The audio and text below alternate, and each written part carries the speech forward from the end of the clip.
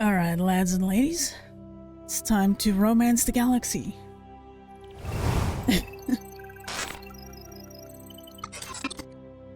Alright. So. Are we going to... Oh, shit. Hey, Turk. Oh, fuck did I do? Oh, it's fine. This is my favorite place on the Citadel. Nice. Yeah, if anyone is here for absolutely me nerding out about this game, you're in the right place. Mm-hmm.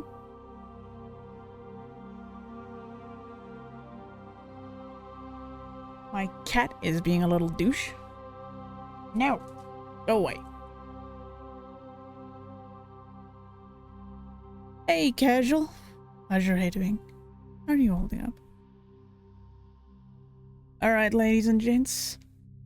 This is where we kind of decide what playthrough am I gonna do. Ow! No! Go away. It's my cat. Classified information. No, it's mine. What did you do, casual? Establishing secure connection. Your tags made me feel special for 1 second. Secure connection confirmed. How are you holding up? Alright. So, question.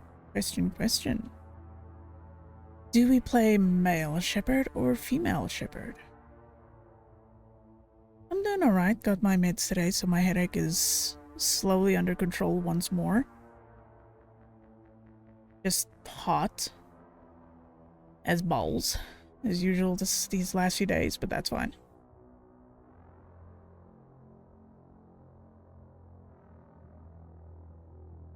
Female? Last time I went female, but I don't mind going female once again. Yeah, no, they did chop. Go away. No, cat. Scoot. I shall use the cat repellent. Scat. Oof. Those are my snacks. No.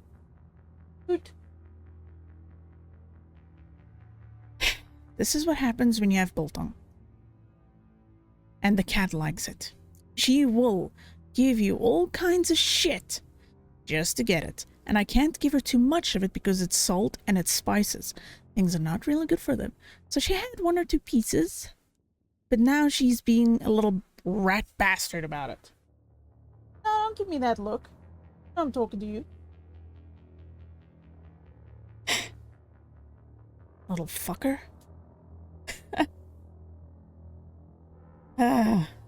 Okay. Yeah, she actually eats very few types of snacks. She only eats her kitty biscuits. She will turn her nose up at pate, KFC, you can put anything in front of her. She won't eat it. But biltong, mayonnaise, yes, mayonnaise, and cat biscuits. Specific cat biscuits. She goes ballistic for those. Those 3 items. Still kind of confused about the mayonnaise part, but okay. Yeah, she likes mayonnaise. For some very random reason, she eats it. I've stopped questioning her habits a long time ago.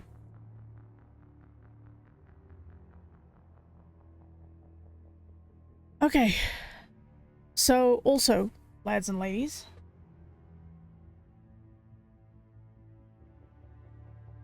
This is also happening. Yeah, stream elements, go fuck off.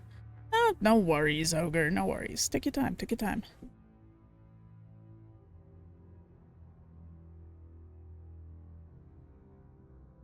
So, in little under 2 hours, we are doing a giveaway for Warhammer 40k Dark Tide.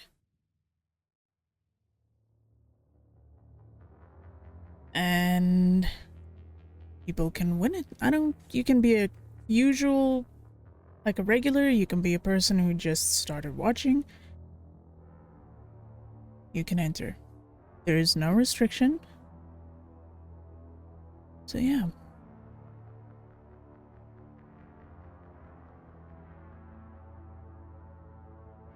Yes. There are going to be more giveaways like every Wednesday or Thursday, if I remember. because I actually have a bunch of keys that I can give away to you guys. Stuff that I've had for a long time, and that just kind of chilled in my humble that even I completely forgot about. But yeah, those are there.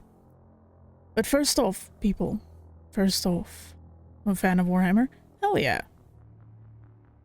We are in a very important decision we have to make here. Very important decision. Femship or broship? Who are we playing? Casual already said femship, so we have one for fem.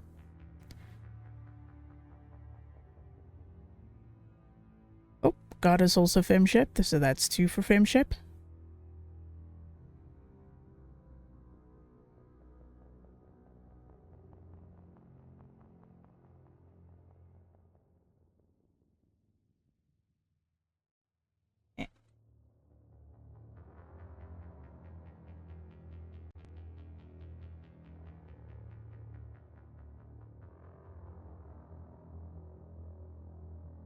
Bro looks too masculine. I like my guys cute and small.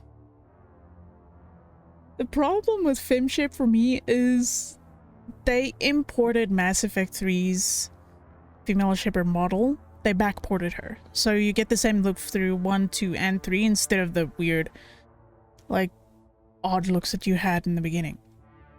So now it's a case of I can't make a character that looks better than that. Like, she's hot looking already. It's very, very difficult for me. Okay, so we've got two femship, one broship. Come on, people. We need to vote. We need to think. Because that's femship, the default. But we'll get to that part. And that's dudeship. Broship. You gotta choose, ladies and gents. Great voice actors for both. Mark Meir and Jennifer Hale are incredible. I don't think I can actually make one that looks like a femboy, unfortunately, casual. You have to remember, this was 2008, 2009. So it was when, like, masculine characters for guys were much more prominent. Derek, just fucking vote. Just choose a side. Choose your flavor. No, I can't play voice lines for you. You can just check on YouTube, just Mass Effect Mark Meir, and there you go. Okay, you said you're not used to seeing femship, but then you said whatever you're up for preferring. Okay, yay! 3 votes for femship, 1 for broship. Yes, King Wine. If all goes well, I could hit my 2,000 hours in this series, and I'm talking from the original version all the way up until this one, including, unfortunately, Andromeda. I have my opinions about Andromeda. We're not going to get in that. You're also off by 7 to 500. 7 to 500? Huh?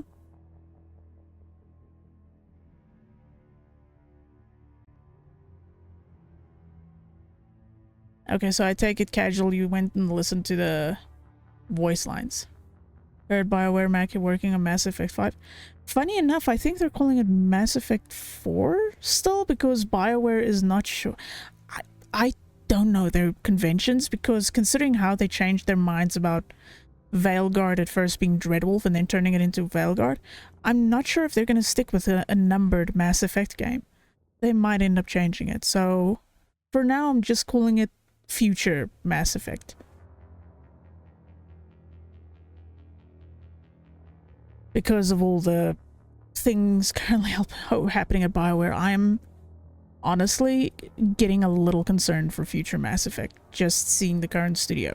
What I'm getting out of the current studio is they can make great combat, but story and characters might end up forgettable. And that kind of concerns me. Even though they have a lot of the... Maybe not a lot of the, but they have some of the older characters, like the original characters from this trilogy, coming back to the new one, because we already know Liara is in there. And considering her and Rex and Grunt are the more long-lived of the species. Those three are probably going to pop up. Not sure about Javik though. I don't know how old they live to get, the Protheans. Femship's voice actress name is Jennifer Hale. Fucking amazing voice actress. She has done a lot for the voice acting community.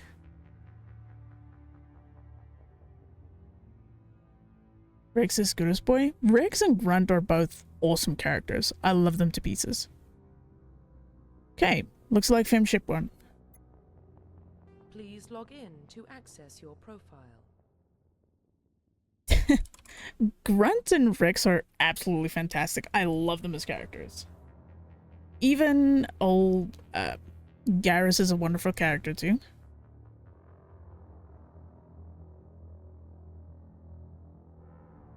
I'm gonna go a wild guess. Said probably 150 since they never really stated.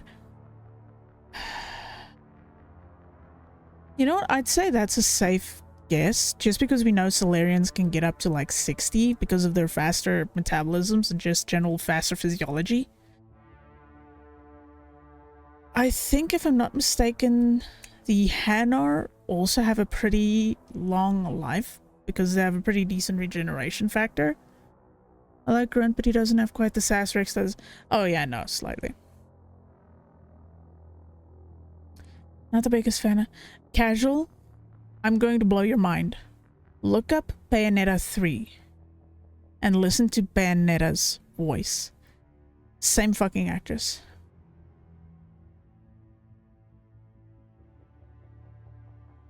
I was blown away. I was like, holy shit, that does not seem like the sound first. Hey, Rooter. How you been, Roo? It's nice to see you. Yeah, I'm hype as fuck. Okay. Profile reconstruction complete. Oh, fuck, hold on. I chose the wrong side. New,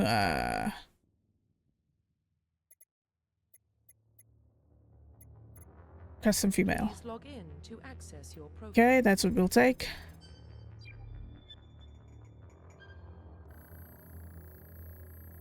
Alright. Warning, data corruption detected. Please Do I reconstruct stick to original service history. this look, or do I create a custom character before we get into anything else? Just so that I know what I'm working with here. Just letting you know, the chances of me making any character hotter than this, it's gonna be very, very, Though them eyeballs, them peepers are a little out there. A little surprised looking.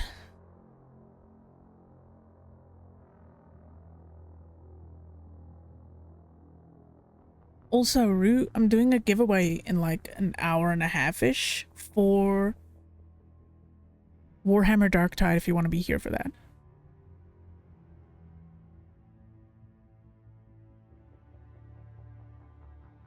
I took part in the thing called Dare Drop and I got one of those keys for free. Bayonetta 3 Bayonetta.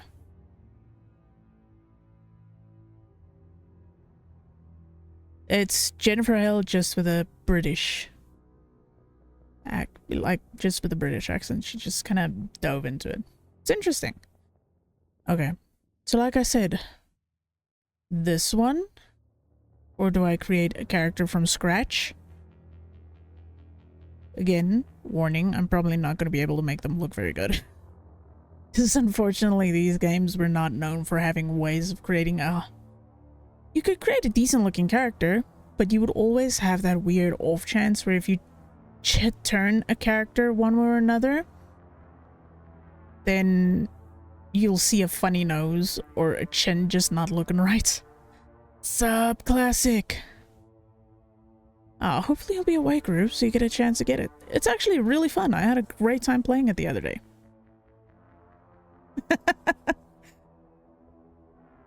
The same voice actors though. Funny, huh?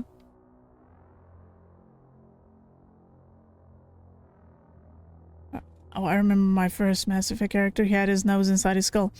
Yeah, That's why I said you guys can pick. I can choose this one, or I can try to make one. Just maybe not gonna look great. Yeah. It's gonna be a little rough. Just a little rough. I'm not a fan of customs personally. Honestly, when I saw the first time the Mass Effect 3 version of Shepard, I was like, oh, hell yeah. Try to start it, but she still has that rasp right in the back of her throat. Yeah, she does. She does. She has a very distinct voice when it comes to voice acting.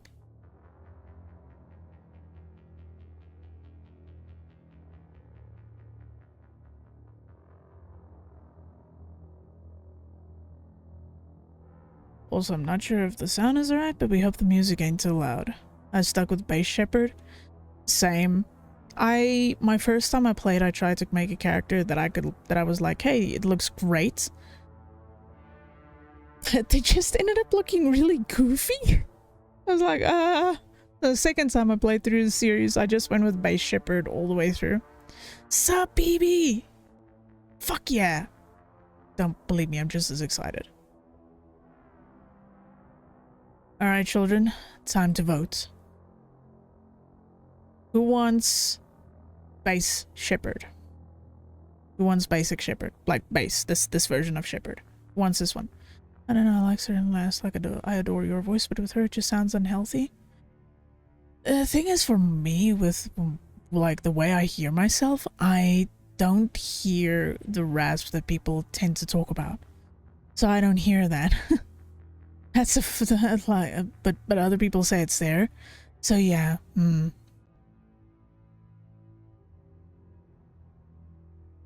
Yeah, no, like I said, Base Shepherd is one vote. Other vote, custom ship. Let me know. Yeah, my first custom was N. Then, yeah, again, custom looks are a little difficult to make one that actually looks good. It's really difficult. It's not easy at all. Like, you could probably do it, but it's just gonna be very rough, they say.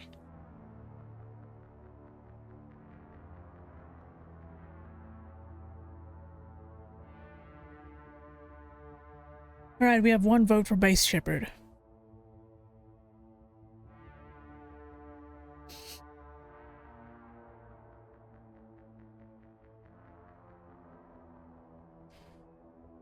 Oh god, hold on. Let me see if I can find it.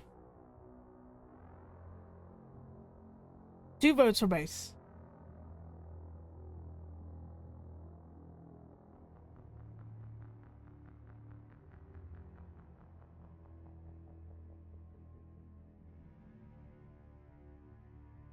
I'm trying to find what the original look for Shepherd was.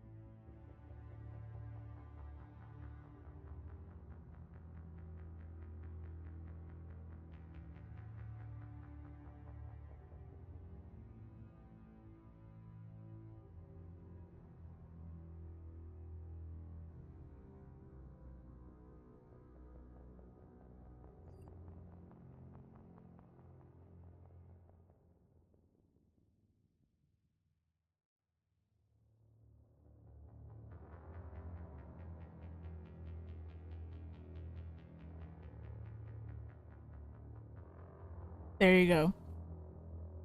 The left side is the original version of what Shepard looked like in the first game.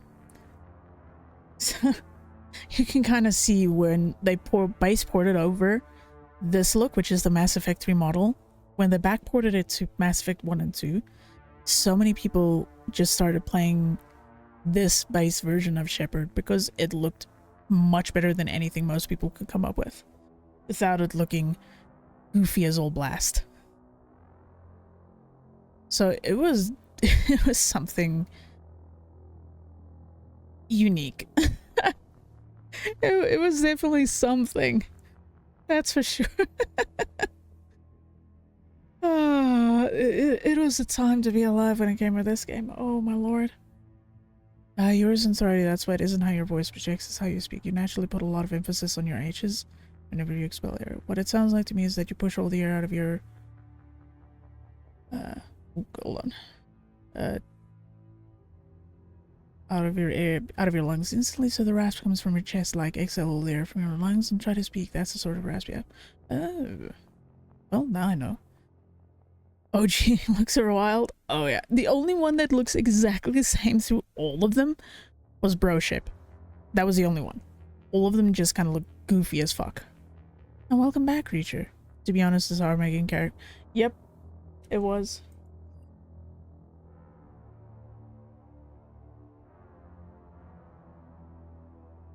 Like seriously, making a good looking shepherd in the first game or femship was a fucking talent. You had to be so good at manipulating those sliders to make a good one. It was hilarious. Oh, that's freaking... What do you mean?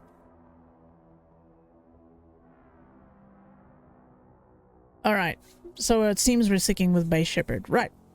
Now, time to choose our background. Alright, Spacer. Both of your parents were in the Alliance military. Your childhood was spent on ships and stations as they transferred from posting to posting, never staying in one location for more than a few years. Following in your parents' footsteps, you enlisted at the age of 18. You usually did bald beard, and I was happy. And that was about the easiest look that you can have for Broship. But again, he was the only one between the two of them that just had a consistent look from 1 all the way to 3. I never seen... Oh yeah, no, that's Doom Creature. Colonist.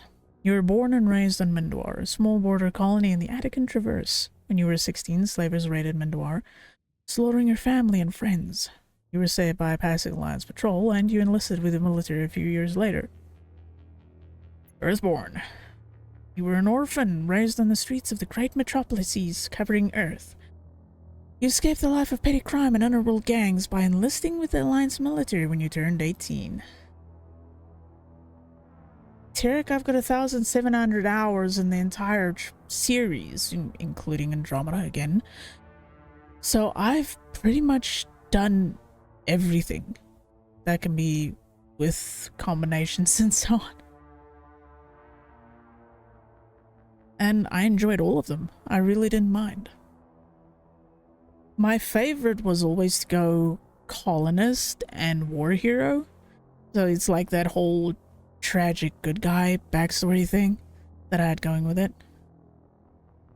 So yeah. Are we a spacer? Are we a colonist? Or are we an earthborn? Did you try playing with a finger up your nose? No, but I did play this on the hardest difficulty. Never fucking again.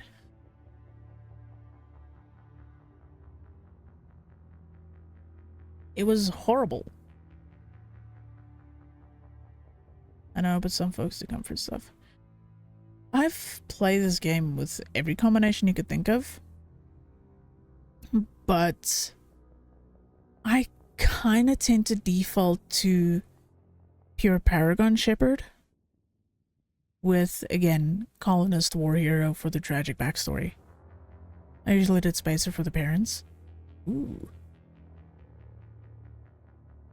Yeah, Spacer was interesting because of, I'm not going to tell anyone, but because of something that happens in the third one. Oh, the hard mode is through suffering? Oh, fuck yes. It's, you know what was the worst, Pig Boy? I played it as a biotic, like pure biotic. I hated myself. Like, pure biotic is great for medium difficulty, because you're a fucking glass cannon. But on the hard difficulty where you can die in like 1 or 2 shots, it sucks balls. It sucked so much, I hated it.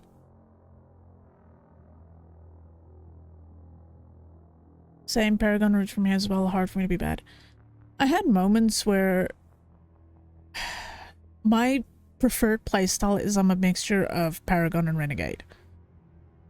I'll usually mostly default to Paragon until something happens that is like, okay, this deserves an absolutely Renegade moment. I'm an antibiotic myself.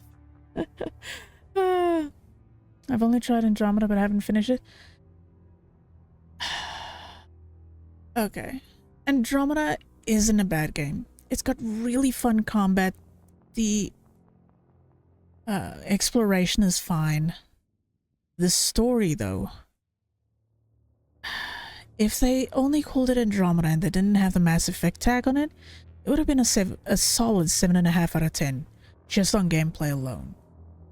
But because it had the Mass Effect thing on it, it was, the Mass Effect name, it came with expectations that it couldn't meet.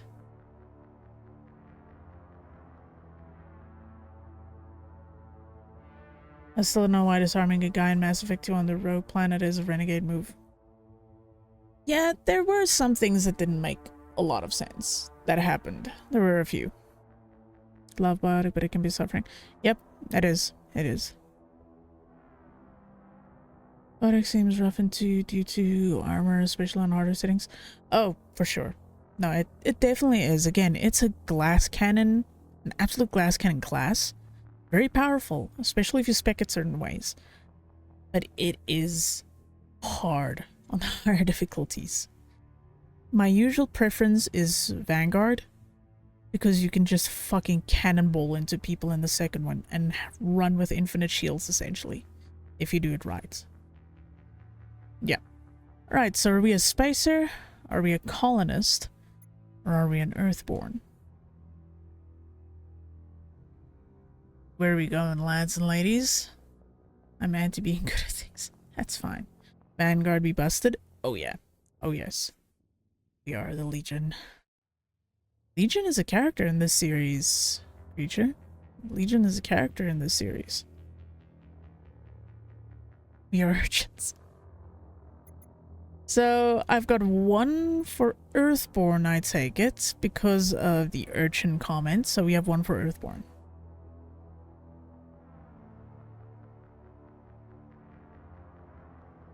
Who else is thrown in?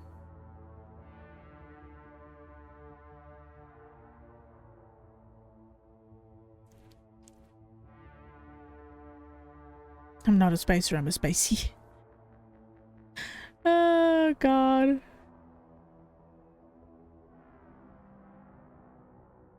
That's rough.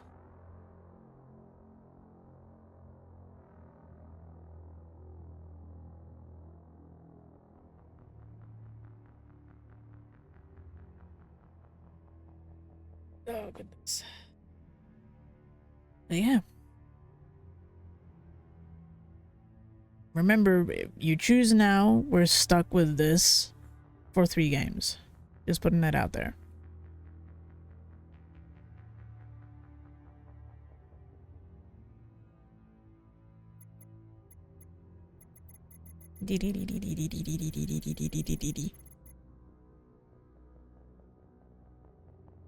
Earthborn is also kind of tragic now that I think about it. The only one that's kind of like got a quote-unquote good past is the Spacer.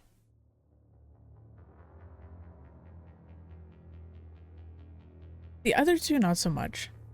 Let's go Spanker. Okay, we got one Earthborn, one Spacer. No, honestly, you guys can pick. You can pick. Like I said, I've played this every which way, so you guys get to pick this one.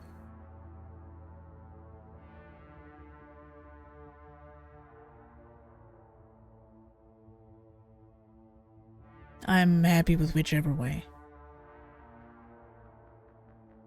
I think Spacer is colonist considering he spanked out of existence.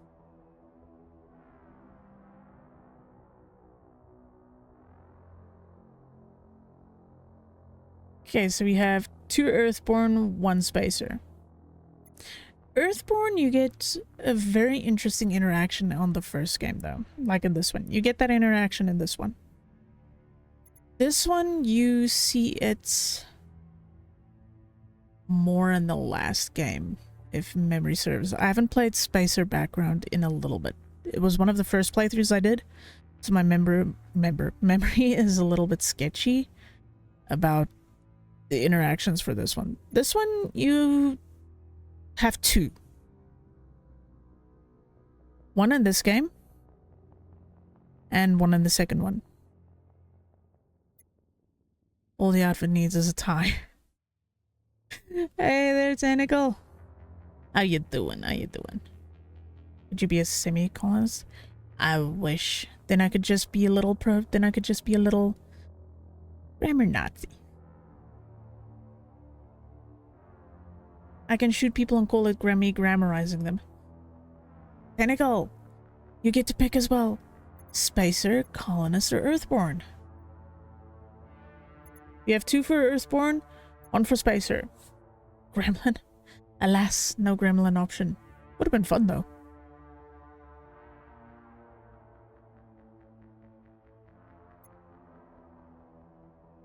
Earthborn is closest to Gremlin. It's 14, it's 14. I was reading Classic's message just as it popped up. So 40 minutes of stalling? No, more like us all choosing together. Because, again, I've done this so many times, I don't matter how I play it. Right, Soul Survivor, War Hero, or Ruthless? Soul Survivor. During your service, a mission you were on went horribly wrong. Trapped in an extreme survival situation, you had to overcome physical torments and psychological stresses that would have broken most people. You survived while all those around you fell, and now you alone are left to tell the tale. Next is War Hero.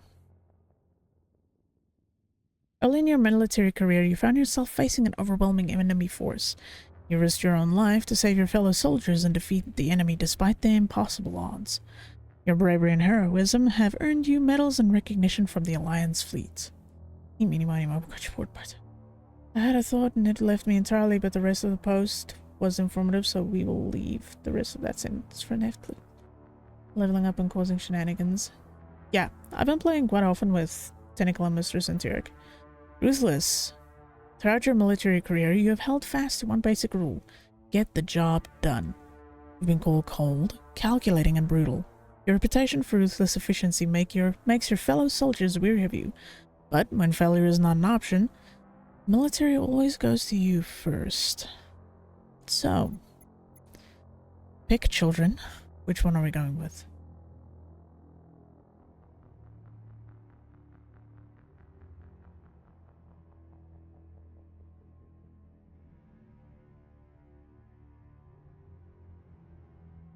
Badass, badass, and Angie badass.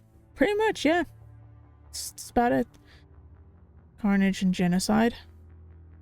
Funny enough, that could count for Ruthless, or it could go for Warrior, if I'm gonna be honest. Got a soft spot for Soul Survivor. This one is your sad backstory. The second one is sad good ending for a bad situation, and Ruthless is just you're a badass and the military needs you. But Soul Survivor is a good one too. War Hero is my fave. War Hero is a good one.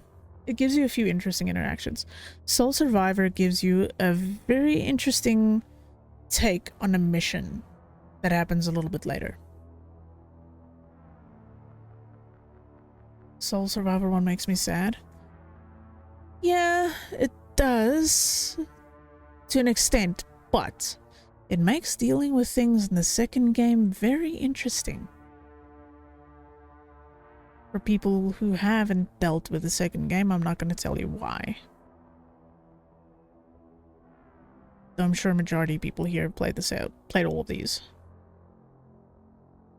Funny enough, Ruthless, if I remember correctly, was the one that was actually the least chosen by the community. People tend to waffle between these two, because I've not seen a lot of people pick the Ruthless option. Ironically enough, the first time I played the series, I chose Ruthless. And then I just ended up playing all the combinations I could.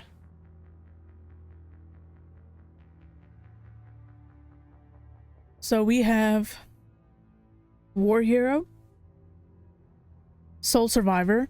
I'm not sure if Tyrek is voting for or against Soul Survivor, but you guys get to pick again. Okay, so we have one Ruthless, one Soul Survivor, one Hero. Who's gonna break the tie? Who's gonna break the tie? Come on.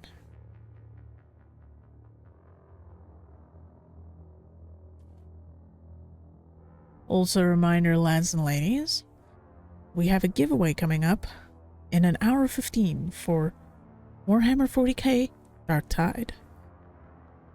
Soul Survivor. Okay. So you're going with Soul Survivor then. That's meant for wearing, not breaking. Confirm military specialization. Alright. Silly. Soldier, Engineer, Adept, Infiltrator, Sentinel, or Vanguard. Dark Tide is always fun. Go Soul, very cool one. Yep.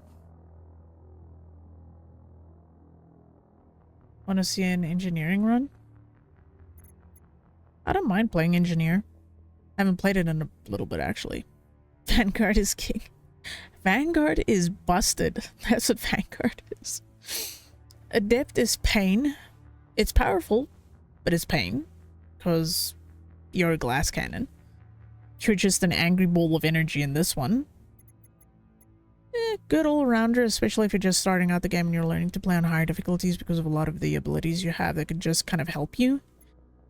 Engineer is fun against robotic races. And just enemies in general that have shields. Infiltrator, I didn't mind them as much, but I didn't often find myself in a situation where I really liked the sniper rifle use that much. Sentinel, again, it was a class I didn't mind, but I felt more like a support in my own game than I did as a fighter. I played Soldier for Concussion Shot. That is a very good one though. Concussive Shot is very good. So, one Engineer, one Vanguard. What else do we have?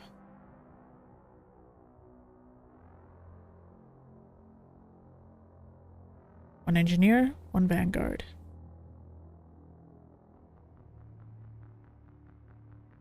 Cast your votes.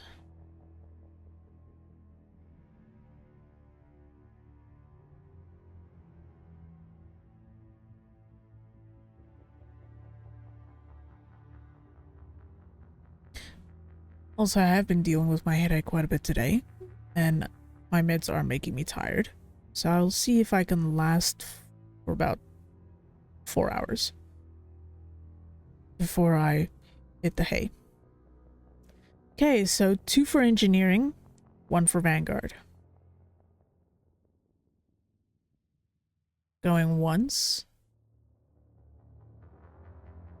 Going twice. Hold on, I wonder if this actually works. Music.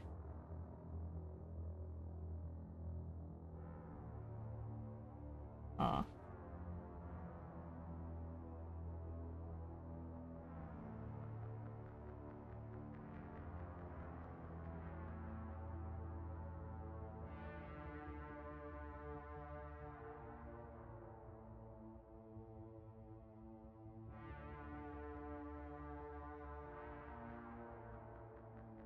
Ah, it's not there anymore. Oh well.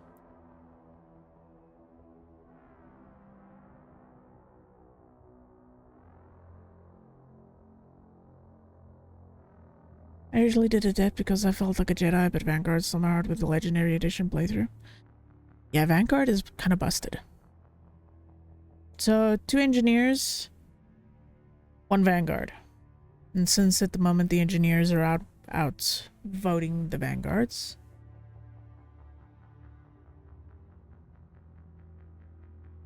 so is the choice to play Mass Effect fueled by the urge to make everyone's known on November torture? No, it's literally just because I'm an absolute slut for these games. Hole and Lift is just nasty. Oh yeah.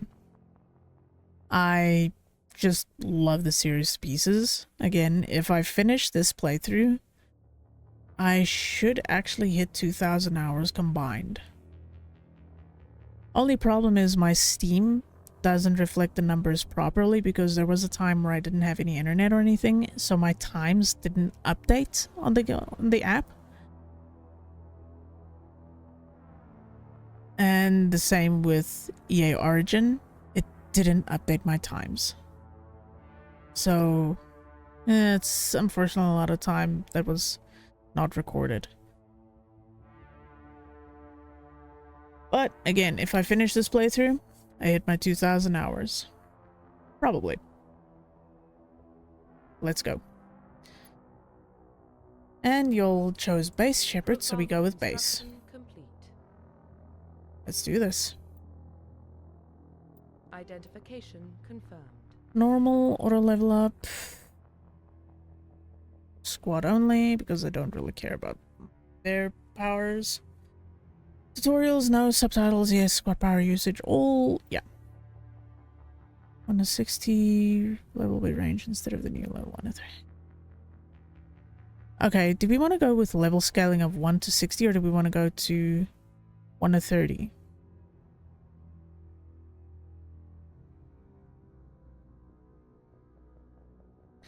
Because legendary is 1 to 30, classic is 1 to 60.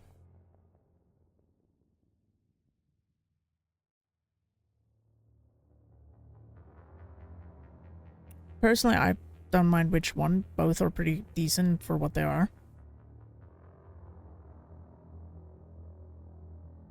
You know what? Why don't we go classic?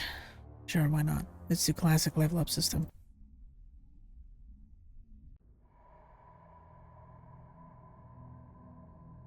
Well, what about I'm Shepard? excited. Earthborn, but Very excited. No record of her family.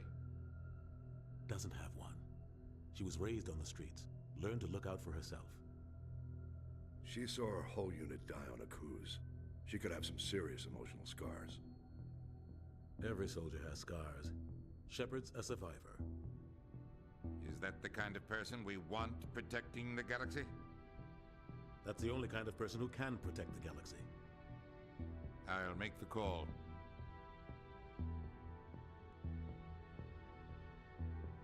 I'm not even gonna bother reading that because it's gonna be gone by the time I'm even halfway through.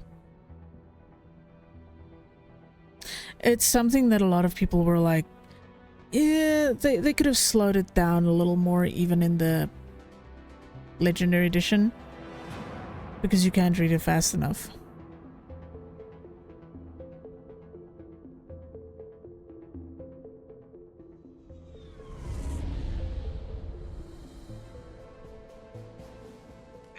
I'll tell you in a second, big boy. Same with you, Turk.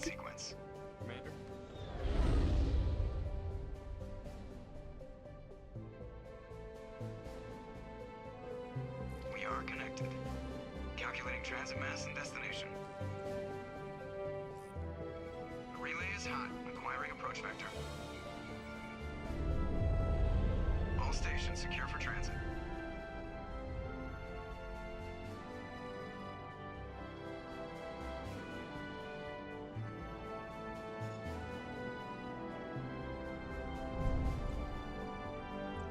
Board is green. Approach run has begun.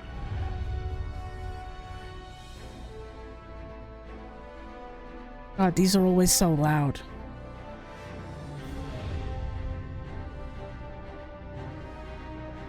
Hitting the relay in 3, 2, 1.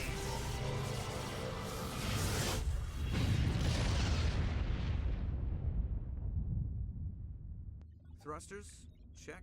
Navigation, check. Internal emissions sync engaged. All systems online.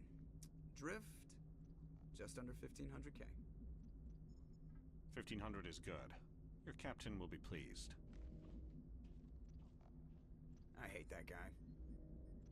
Nihilus gave you a compliment, so you hate him. You remember to zip up your jumpsuit on the way out of the bathroom? That's good. I just jumped us halfway across the galaxy and hit a target the size of a pinhead, so that's incredible. Besides, Spectres are trouble. I don't like having them on board. Call me paranoid. You're paranoid. The Council helped fund this project. They have a right to send someone to keep an eye on their investment. Yeah, that is the official story. But Only an idiot believes the official story. Alright. Tarek, to answer your question, the difference between classic and legendary... Also, hey, Antalya! Welcome in! Antalya, there's a giveaway for Warhammer 40k Dark Tide in an hour. Think of the legendary level up system as a level squish, essentially. So instead of going from 1 to 60, you go from 1 to 30, which the level up system is technically the same speed, but you get double the points for talents. So that it kind of still feels the same way. It's just instead of 1 to 60, it's 1 to 30. So it doesn't really matter. There's not much of a difference on it. It's still basically the same thing. But classic for me just feels like a normal pace because it makes more sense than the sudden slow build up to your level. You know what I mean? 10 Joker tries to convince you to purchase his new NFT. Oh yeah. Yeah. Old Seth Green. Also, fun fact for other Star Wars Knights of the Old Republic players. Caden Alenko's voice actor is Raphael Sparge, who was the voice actor for Cartho Nassi. And another little fun fact, Jennifer Hale was Bastila Shan. There you go.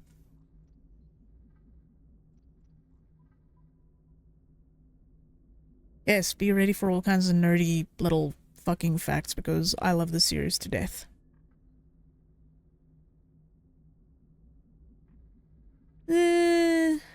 Didn't know that actually. Raphael, Jennifer, and a few of the others, as I hear their voices, I'll point them out if I can remember them. A lot of them have crossovers with a lot of BioWare stuff because BioWare tends to, like, retain their services more than most voice actors. So, yeah. So they got two main peeps from KOTOR 1 into Mass Effect. Yep. Sapaka. How you doing? Welcome to me nerding out about Mass Effect for hours on end. Enjoy your stay. You always expect the worst. Well, bad feelings are an occupational hazard. But we don't go anywhere unless there's a good reason, so... What are we doing here? Joker, status report. Just cleared the mass relay, Captain. Stealth systems engaged. Everything looks solid. Good. Find a comm buoy and link us into the network. I want mission reports relayed back to Alliance Brass before we reach Eden Prime. Aye, aye, Captain. Better brace yourself, sir. I think Nihilus is headed your way. He's already here, Lieutenant. Alright, I'll turn it up. Commander Shepard to meet me in the comm room for a debriefing. You get that, Commander? I'm on my way. Is it me or does the Captain always sound a little pissed off? Only when he's talking to you, Joker. Okay. Let me turn up. Sup, Diddy? A quick question. How many of you have watched the movie Something About Mary? How many? God.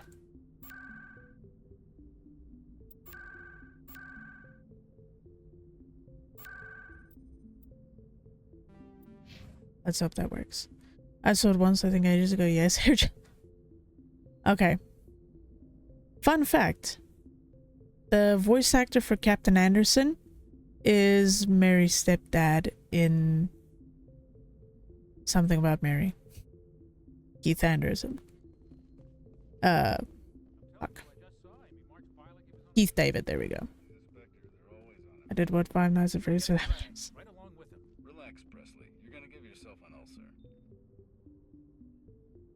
It's quite a weird thing, isn't it? Congratulations, Commander. Looks like we had a smooth run. You heading down to see the captain? Oh, that is actually pretty cool, Teddy. Sounds like you don't trust Arturian guest. Sorry, Commander. Just having a chat with Adams. He's doing it right now. Oh, that's awesome. But you have to admit, something's odd about this mission. The whole crew feels it. You think the Alliance brass is holding out on us? Role-playing as All Rico we're supposed Roughnecks. to do Oh, is test out the stealth system. Why is Captain Anderson in charge? And then there's Nihilus. Spectres are elite operatives, top covert agents. Why send a Spectre, a Turian Spectre, on a shakedown run? It doesn't add up. Do you have a problem with the captain? No, man. But I can't figure out what he's doing here. Captain Anderson is one of the most decorated Special Forces officers in the service. If he melted down all his medals, he could make a life-size statue of himself. You don't send a soldier like that on a do-nothing mission. He's treating this shakedown run too seriously. Something big is going on. you done so well. Yeah, the first movie was actually kind of like the better one. I watched some of the other ones just out of morbid curiosity, and I was disappointed but kind of uncaring about them. It was like, they're okay, I guess, for like a movie night, but that was about it. They were a little too cheesy for my liking. Like, the first one is cheese central, but it's also about political brainwashing. Whereas the others just kind of felt kind of aimless, if that makes sense. But yeah. You don't trust Nihilus. I don't like Turians in general. It runs in my family. My grandfather fought in the First Contact War. Lost a lot of friends when the Turians hit us. That was 30 years ago. You can't blame Nihilus for that. No, I guess not. But it still makes me nervous to have a Spectre on board. Especially a Turian. We're an Alliance vessel, human military, but Nihilus doesn't answer to the captain like the rest of us. Spectres operate outside the normal chain of command. And they don't come along just to observe shakedown runs. Nihilus looks like he's expecting some heavy action. I don't like it. What do you know about the stealth systems? I just know it masks our location from scans and sensors. Cutting-edge technology. The Normandy's the only ship with this prototype drive. But why are we fully staffed? A skeleton crew would be cheaper, less chance of security leaks too. Plus there's Nihilus. It's pretty obvious this shakedown run is just a cover. A full crew makes sense. We need the extra hands in case anything goes wrong. And the Spectre's just here as an observer. Well, maybe you're right, Commander, but I just can't shake this feeling that we're out here on false pretenses. I'll see if I can get some answers when I see him. Good luck, Commander. Okay, that reminds me, do I actually have points to spend? Yes, I do. And all three of them are going into charm. There's a good reason for that. You will see later. And no, it's not, it doesn't have to do with getting into anyone's pants. I promise. Alright. No, it doesn't! What do you mean? Teddy! Nihilus isn't telling us about this mission. That's crazy. The captain's in charge here. He wouldn't take orders from a Spectre. Not his choice, Doc. Spectres don't answer to anyone. They can do whatever they want. Kill anyone who gets in their way. Oh, you watch too many spy movies, Jenkins. Okay. Here's another... No, actually another one. Okay, still silent on the voice acting? God damn. Like, is the music and everything fine, or is it just the voice acting that's, like, super soft? Like, maybe I can bump this up to, like, 70? Just the voices? It's weird. Alright, well, voices are at 100. Let's see what happens. Remember our talk about KOTOR? I think those voices go on sound effects. Yeah, the weird thing is, like, it's full here. No, this is dialogue volume. Dialogue volume is full blast.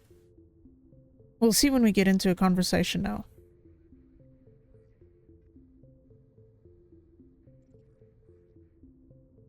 Could be sound effects. So you know what? I'm going to turn up sound effects to 75 and let's see what happens when I walk past incidental sounds. So, lads, ladies, and everyone in between, I'm very, very sorry if you go deaf in a firefight. I apologize. But getting back to Knights of the Old Republic. So we just met the voice actors for Bastila and for Karth. Here's a fun one. That is Bastila's mother in Knights of the Old Republic 1. Don't believe me? Just listen. What do you think, Commander? We won't be staying on Eden Prime too long, will we? I'm itching for some real action. I sincerely hope you're kidding, Corporal. Your real action usually ends with me patching up crew members in the infirmary. You need to calm down, Corporal. A good soldier stays cool even under fire. Sorry, Commander, but this waiting's killing me.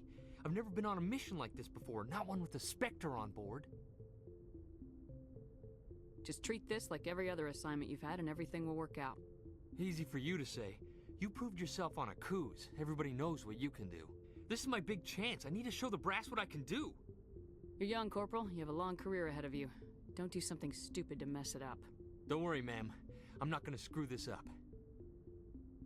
I'm just sad we can't get a good KOTOR remake. Yeah, you can kind of blame Embracer Group for that one. Like, the game is just at the moment kind of hanging in limbo. Which is funny because majority of the original cast that are still alive, rest in peace the voice for HK-47, all of them have said that they are more than willing to come back to do a remake of the original Knights of the Old Republic. They enjoyed their time in the game. They would be happy to come back and do it again. What can you tell me about Nihilus? Turians are generally well respected by the other species. Even a decent Their fleet remaster has would be more fine. patrols protecting Citadel space than any other. They don't always get on well with us, though. Some people find them too rigid. Others still blame them for the First Contact War. As for Nihilus, I haven't said more than 2 words to him. He usually only speaks to the captain. I hope we get a chance to see him in action. I heard Nihilus took down an entire enemy platoon all by himself. Alright, is the audio much better now? Let me know. What do you know about the Spectres? Only what I've heard. Spectre agents work directly for the Citadel Council. They usually work alone or in small groups. Spectres don't have any official power, though. Basically, they're a shadow organization with a mandate to preserve and protect galactic stability. Protect it at any cost. Don't forget that part. Sweet. Spectres operate above the law. Awesome sauce. How do you control agents with unlimited power? I suppose the Council could revoke the Spectre status of an agent who got out of hand. At that point, Citadel Security Services would take over. Those CEST grunts wouldn't stand a chance. The Spectres were 20 ordinary soldiers. The Spectres police themselves. An agent goes rogue, they send another agent to take him down. That's Spectre justice. The Corporal's confusing romantic legends with reality, Commander. As you can hear, Jenkins is a little too eager. Oh hey, it's Leroy. Yep. That's actually where his name comes from. You're from Eden Prime, aren't you, Jenkins? What's it like? It's very peaceful, Commander. They've been real careful with development so you don't have any city noise or pollution. My parents lived on the outskirts of the colony. At night, I used to climb this big hill and stare across the fields back at the lights from the main settlement. It was gorgeous. But when I got older, I realized it was a little too calm and quiet for me. That's why I joined the Alliance. Even Paradise gets boring after a while. Any idea why Eden Prime was chosen as our destination? Legend. Not really sure, Commander. Eden Prime's one of our most stable colonies. Good place to take the Normandy for a shakedown run, I guess. No real danger there. There's gotta be something else going on. We've got a Spectre on board. That's why I'm so wound up. I can't wait for the real mission to start.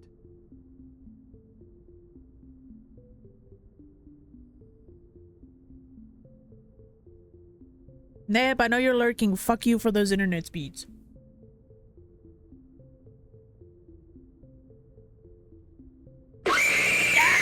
Motherfucker.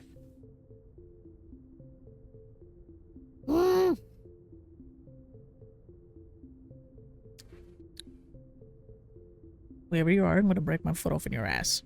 But thank you. Fuck you, but thank you. Fishy, you bitch! The captain's waiting for me. How are you doing, Fishy? Oh god, that was suddenly very loud. Ah.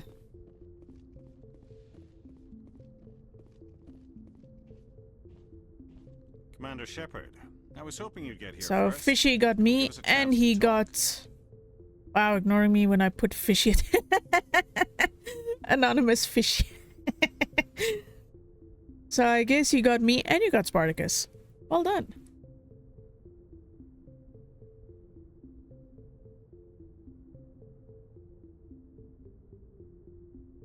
What about? I'm interested in this world we're going to. Eden Prime. I've heard it's quite beautiful. They say it's a paradise. Yes, a paradise. Serene, tranquil, safe. Eden Prime has become something of a symbol for your people, hasn't it? Proof that humanity can not only establish colonies across the galaxy, but also protect them. But how safe is it really? Eden Prime, we in Final Fantasy 14 now. You'll see. You'll see. Do you know something? Your people are still newcomers, Shepard. The galaxy can be a very dangerous place. Is the Alliance truly ready for this? I think it's about time we told the Commander what's really going on. This mission is far more than a simple shakedown run. I figured there was something you weren't telling us. We're making a covert pickup on Eden Prime. That's why we needed the stealth systems I operational. have Biltong with me, so I'm snacking. Snack. There must be a reason you didn't tell me about this, sir? This comes down from the top, Commander. Information strictly on a need-to-know basis. A research team on Eden Prime unearthed some kind of beacon during an excavation. It was Prothean. Classic, fuck you. I just read Where's Guy and her massive lips and my brain just went to a very terrible place. I hate you right now.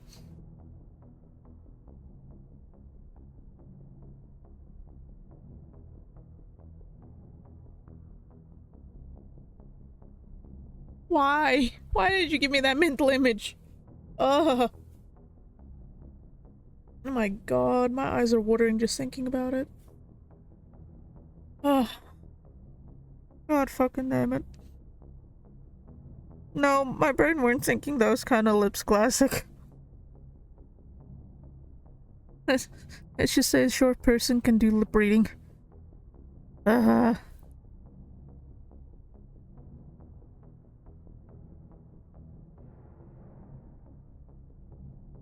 I know. God fucking damn it. I mean, that's a like Oh, why was that something that had to come into my brain? Oh, fucking hell.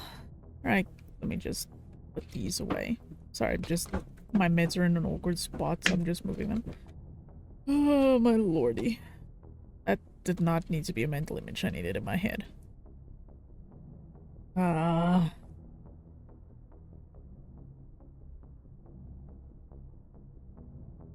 What else can you tell me? This is Big Shepard. The last time humanity made a discovery like this, it jumped our technology forward 200 years. But Eden Prime doesn't have the facilities to handle something. No. I have another pack. pack. Bring the beacon back to the Citadel for proper study. Obviously, this goes beyond mere human interests, Commander. This discovery could affect every species in Council space. Yeah, you know. Tarek, there is a YouTube video that actually shows how you can make it yourself. So I could always just send that to you. I just have to find it. It never hurts to have a few extra hands on board. The beacon's not the only reason I'm here, Shepard. Nihilus wants to see you in action, Commander. He's here to evaluate you. Guess that explains why I bump into him every time I turn around. The Alliance has been pushing for this for a long time. Humanity wants a larger role in shaping interstellar policy. We want more say with the Citadel Council. The Spectres represent the Council's power and authority. If they accept a human into their ranks, it shows how far the Alliance has come. Not many could have survived what you went through on Akuz. You showed a remarkable will to live, a particularly useful talent. That's why I put your name forward as a candidate for the Spectres. Why would a Turian want a human in the Spectres? Not all Turians resent humanity. Some of us see the potential of your species. We see what you have to offer to the rest of the galaxy, and to the Spectres. We are an elite group. It's rare to find an individual with the skills we seek. I don't care that you're human, Shepard. I only care that you can do the job. I assume this is good for the Alliance. Earth needs this, Shepard. We're counting on you. I need to see your skills for myself, Commander. Eden Prime will be the first of several missions together. You'll be in charge of the ground team. Secure the beacon and get it onto the ship ASAP. Nihilus will accompany you to observe the mission. What do you know about the Protheans? Just what they taught us in school. They were a technologically advanced species that ruled the galaxy 50,000 years ago. Then they vanished. Nobody really knows how or why, though I've heard plenty of theories. But everyone agrees, galactic civilization wouldn't exist without them. Their citadel is the very heart of galactic society, and without their mass relays, interstellar travel would be impossible. We all owe the Protheans a great debt.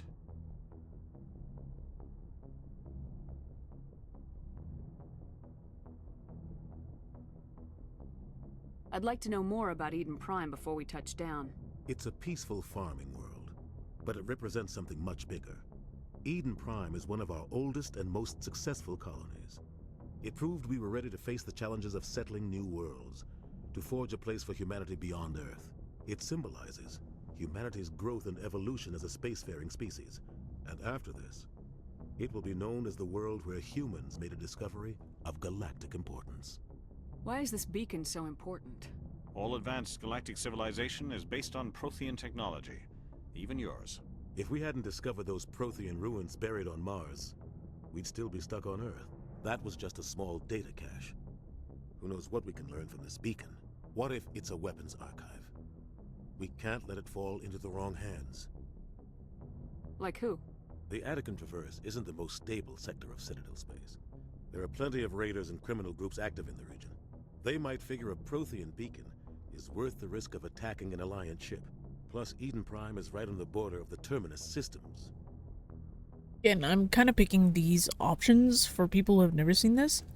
So this is kind of just a little bit of background world building, so that people aren't completely lost on story, history, and background.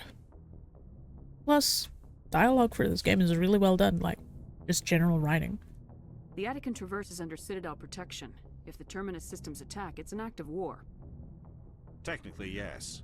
But some of the species in the Terminus might be willing to start a war over this. The last thing the Council wants is to get dragged into a major conflict with the Terminus systems. We have to keep this low-key. Just give the word, Captain. We should be getting close to Eden. Captain, we got a problem. What's wrong, Joker? Transmission from Eden Prime, sir. You better see this. Bring it up on screen.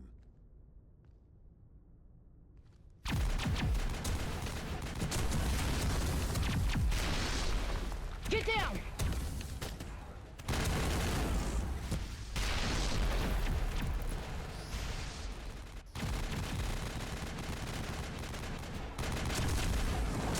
We are under attack, taking heavy casualties. I repeat, heavy casualties. We can't get evac. They came out of nowhere. We need...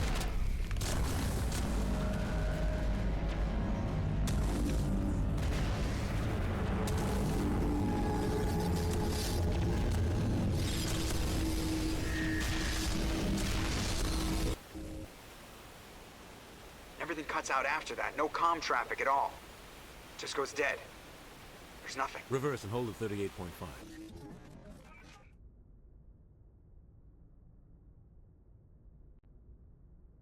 Status report.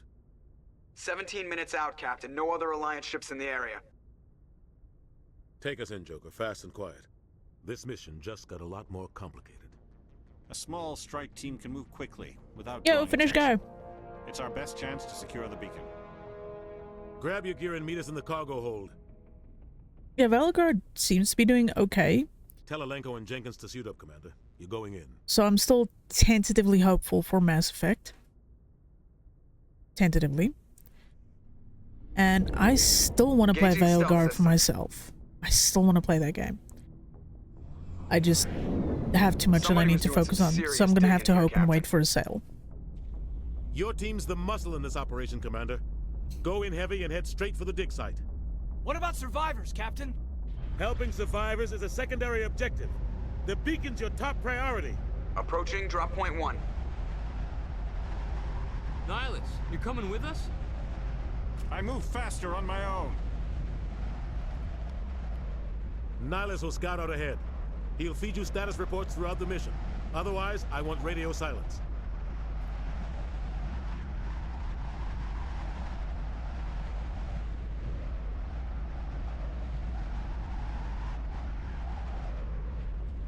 We've got his back, Captain.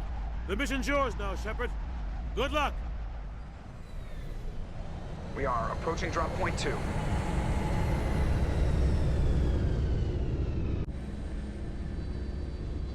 All right. Well, this is going to be interesting. Finish guy. As you can see, we got a giveaway running for Darktide Warhammer. So yeah. Hard, Commander. Hostiles everywhere. Keep your guard up. Remember to enter if you want it. House Master, right? Yeah. Oh god, now I have to try and remember everything again. And I'm playing Engineer, a class I've not played in a while. Alright, there's gonna be incidental dialogue when I run close to those things, so let's see if the sound for... What the hell are those? That's better. Gas bags. Don't worry, they're harmless. Is the sound for the incidental dialogue louder?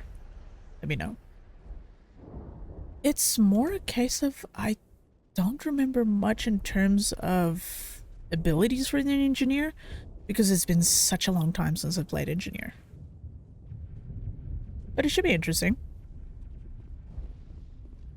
Oh god, what happened here? Yeah, it seems kind of lower, but they were further back. Could you guys still at least hear it, or were you just reading the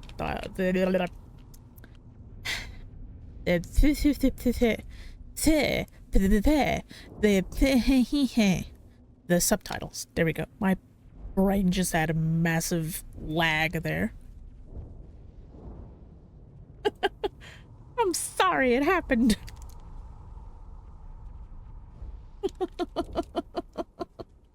I don't know, my brain just couldn't come up with subtitles for some reason. That was awful. It's going to be through Nightbot, so it's going to be a keyword, which I will give you guys when we do the giveaway. You know what? 5 minutes before the giveaway, I'll do that. Do you smell toast? No, I'm fine. I just couldn't come up with the word. Bilingual problems. That's it. Bilingual problems. My brain had it in Afrikaans, but my brain didn't have it in English. So it was kind of like, the connection between translation is not working. It's like, no, I'm not. What do you mean?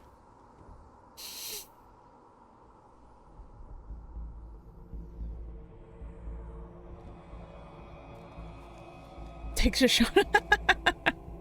They're fishy. They're gonna fucking die one day, you know?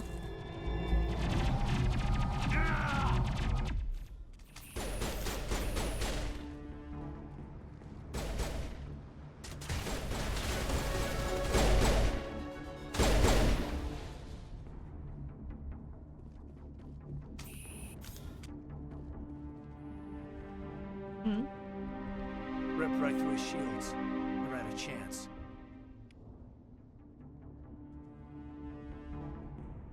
I never had those. He receives a proper service once the mission is complete, but I need you to stay focused. Aye, aye, ma'am. I'm trying to remember how to press up. There we go. Spacebar.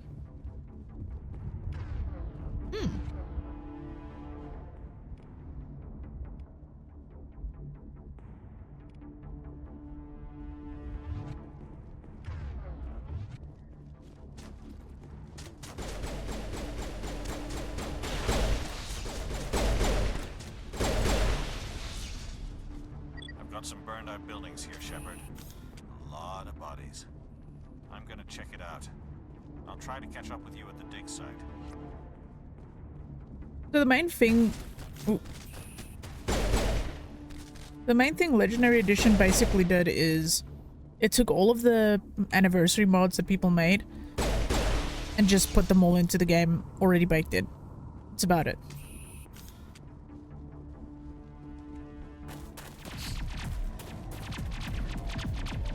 Yeah, very much quality of life stuff.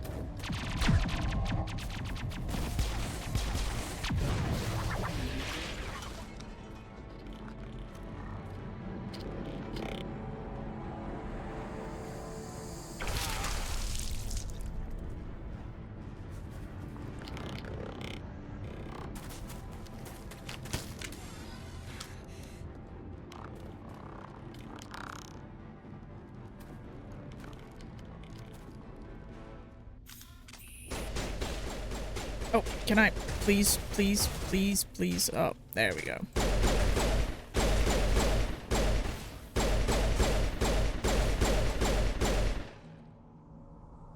There we go.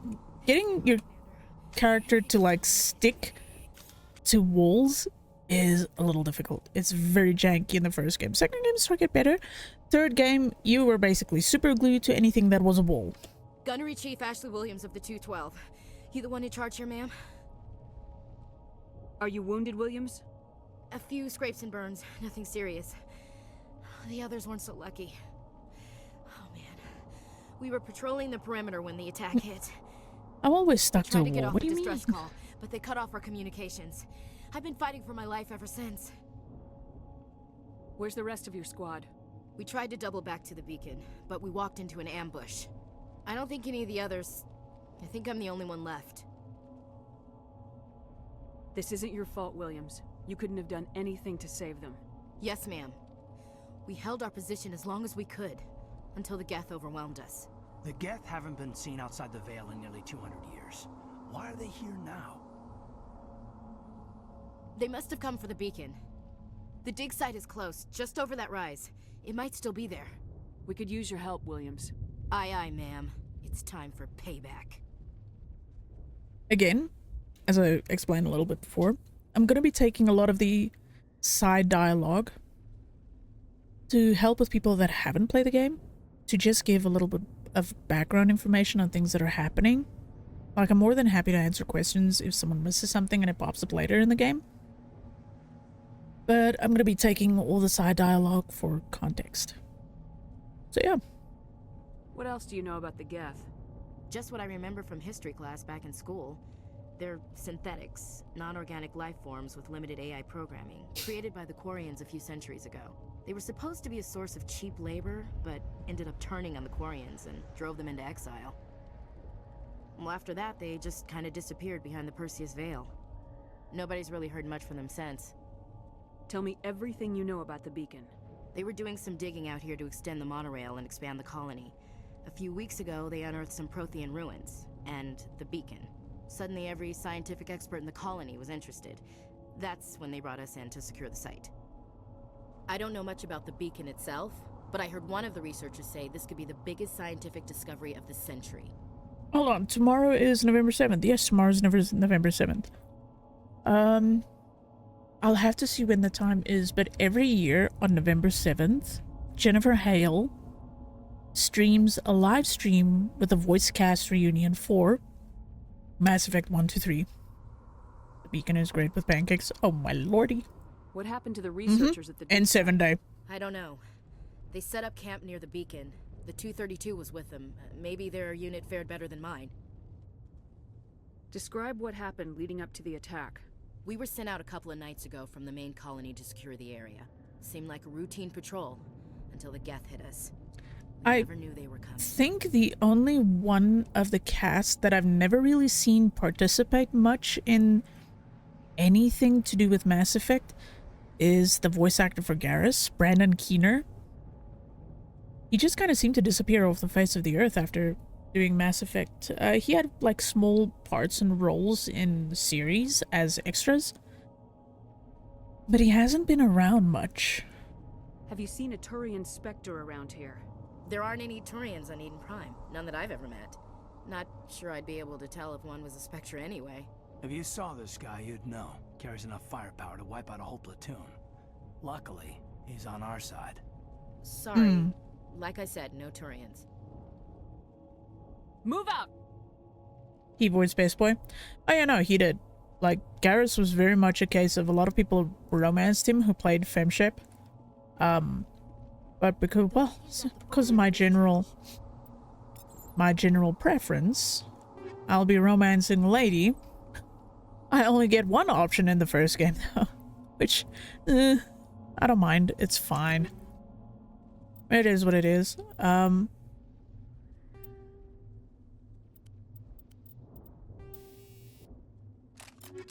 Wife. Kimberly Brooks has been to the Mass Effect,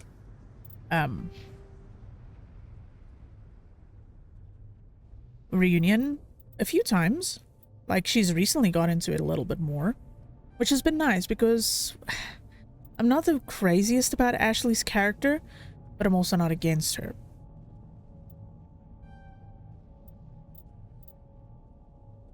Okay.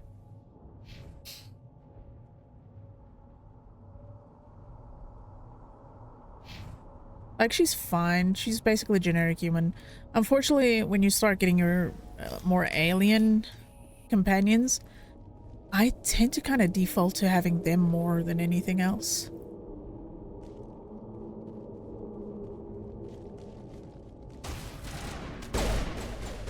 Oh, you bastard. Thank you. I want the wool.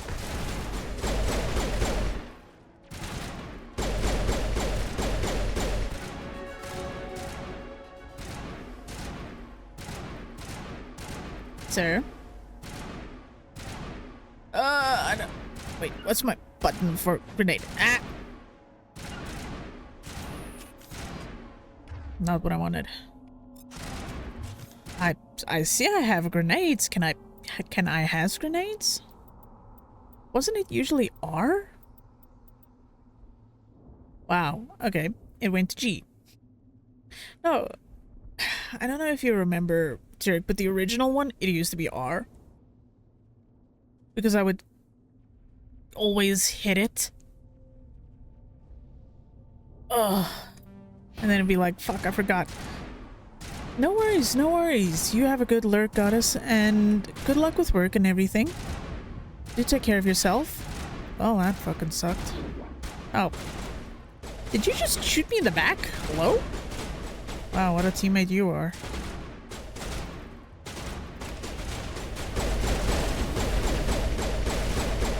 Shot you in the dick. Ow! I forgot about your fucking dumbass. Can I? Why did you remap yourself? Please don't do that again.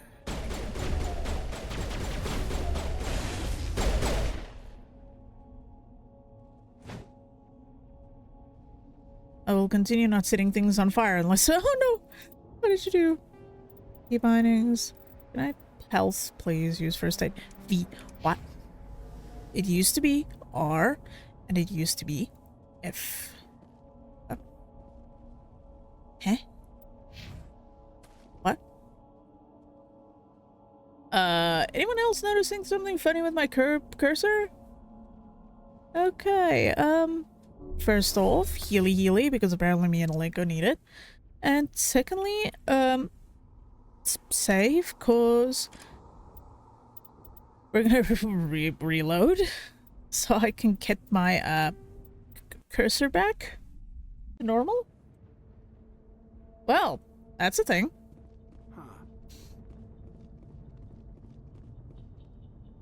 This is the dig site. The beacon was right here. It must have been moved. By who? Our side or the Geth? Hard to say. Maybe we'll know more after we check out the research camp. You think anyone got out of here alive? If they were lucky. Maybe hiding up in the camp.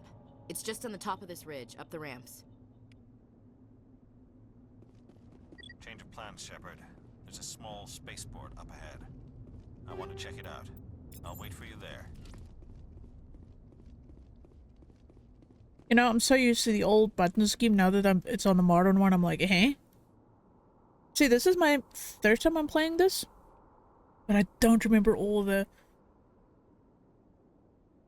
fucking buttons for the new modern layouts because I played the old ones so much more than these.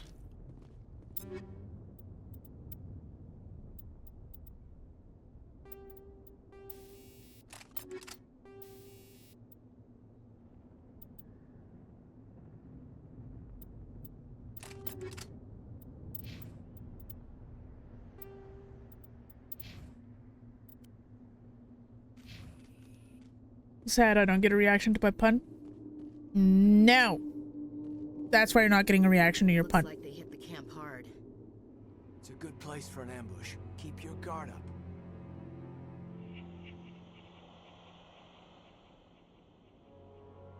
Oh god, they're still alive. No, it was horrible.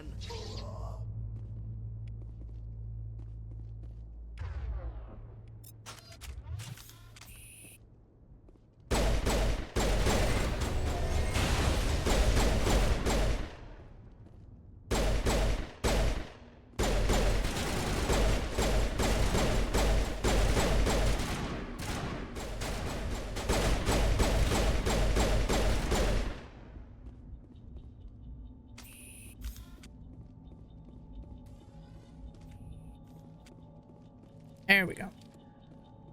That's what I'm looking for. Yes. Okay, we got armor. I think that might be better than what Alenko has. Not really. It's got more shields, but not enough to make much of a difference. I think this is the... Yeah, I was about to say, I think this is the white and blue one. Decent color scheme, but...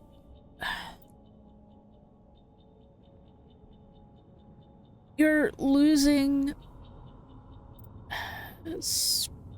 8 points worth of tech and body protection for 7 points better shields. Not worth it. I'll just get used to it, Tarek. I'm not in the mood to sit and remap stuff. It's fine. I mean, I'm gonna be playing all 3, so I can just as well get used to it. Means Ashley gets armor, if I'm not mistaken. Oh yeah. 4 points. It's more worth it this way, because that's 7 points.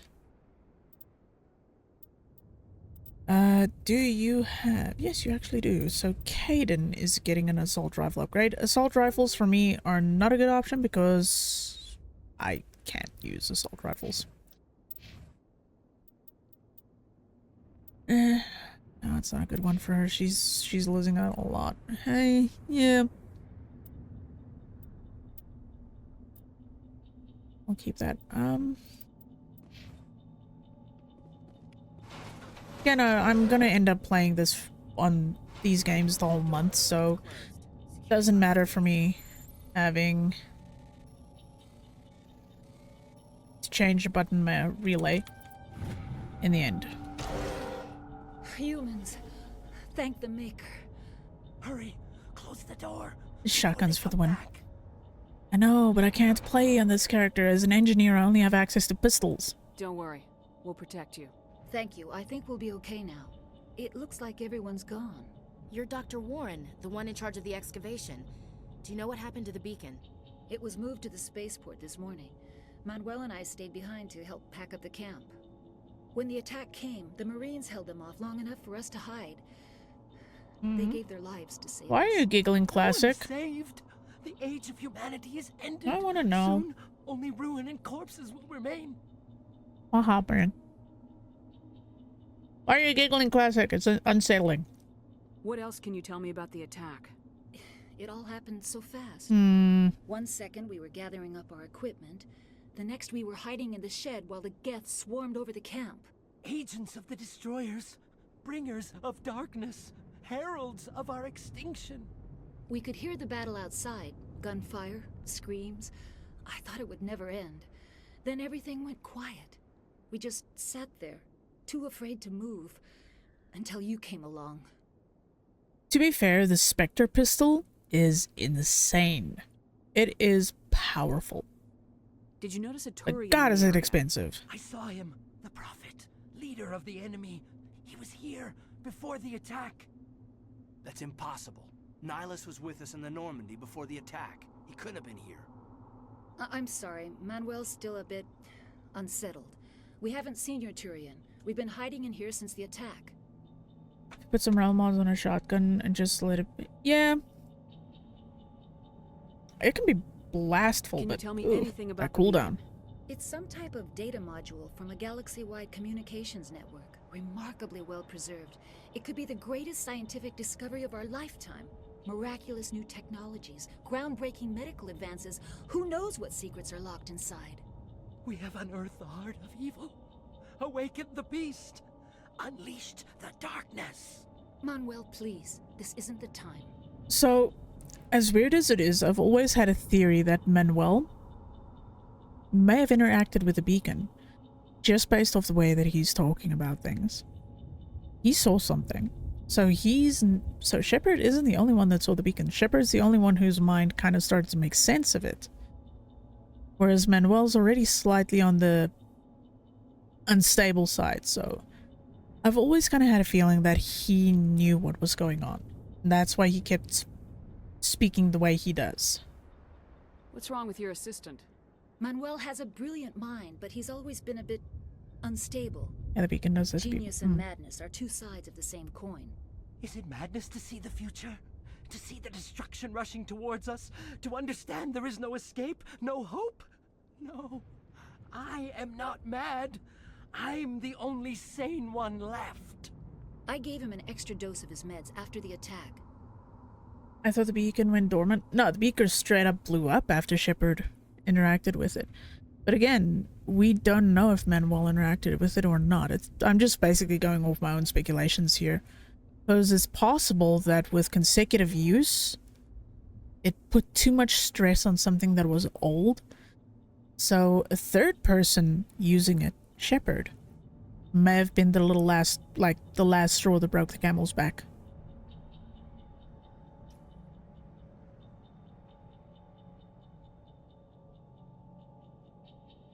Williams, take us to the spaceport.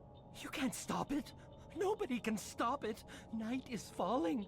The darkness of eternity. Hush, Manuel. Go lie down. You'll feel better once the medication kicks in. I was assuming it was a sort of psychic of sorts. No. Again, I won't say psychic. It's just he's too spot on with things. So, again, my theory around this is he used the beacon. He may have interacted with it before it was moved.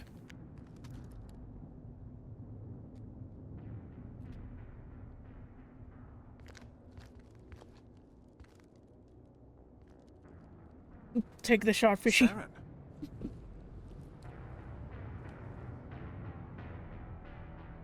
Nihilus. This isn't your mission, Saren. What are you doing here? The Council thought you could use some help on this one. I wasn't expecting to find the Geth here. The situation's bad. Don't worry. I've got it under control. Okay.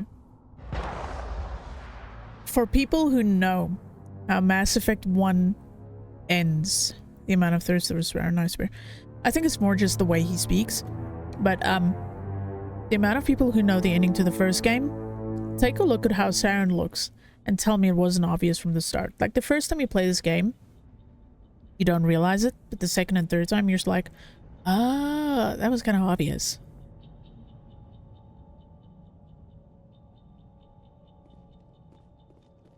Mass Effect is just full of people that everyone thirsts over. Just putting it out there. Off in the distance. It's a ship. Look at the size of it.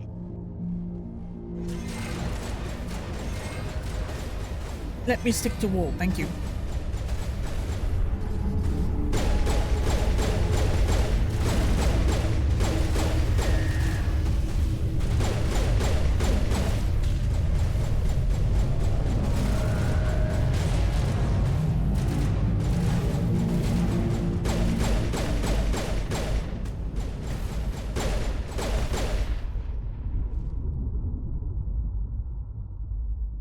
There's one more somewhere. I mean, he looks kind of suspicious even to my... Yeah, he kind of stood out after a while. Commander.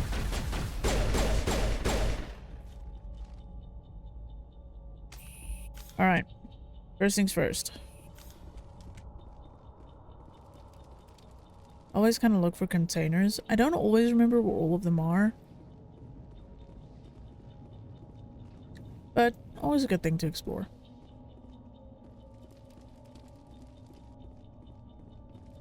Again, the first one kind of tends to be sketchy just because it's the first one I play in the series. I remember pretty much everything about the third one. And hey, it's been a year since I played this.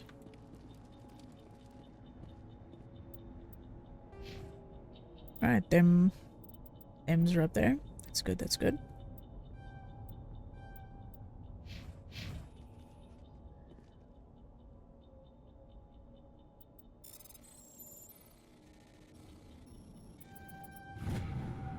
Everybody stay calm out there. We're coming out, we're not armed. Is it safe? Are I they gone? like the Rickroll running for mine, alright. You're okay now. Nobody's gonna hurt you. Those things were crawling all around the shed. They would have found us for sure. We owe you our lives. I still can't believe it. When we saw that ship, I thought it was all over. It showed up right before the attack. Knew it was trouble the second I saw it, so we made a break for the sheds. Tell me everything you remember about the attack. The three of us were working the crops when that ship showed up. We just saw it and ran. I don't know what happened to the rest of the crew. They were by the garage, over near the spaceport, right where that ship came down. No way they survived. You don't know that. We survived. If they made it to the garage, they could have had a fighting chance. Do you know anything about the Prothean beacon they dug up? We're just farmers. We heard they found something out there, but it never really mattered to us. Not until now. Alright, give me 1 second because it looks like... Oh, that's not what I want.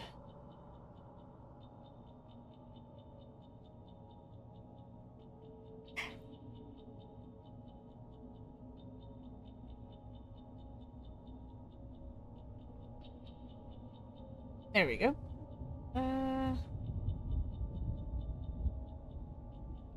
My stream deck decided to crash. There we go.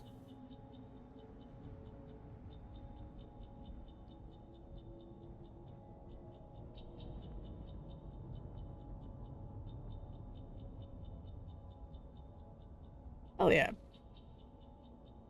Alright. Do you know anything about the Prothean beacon they dug up?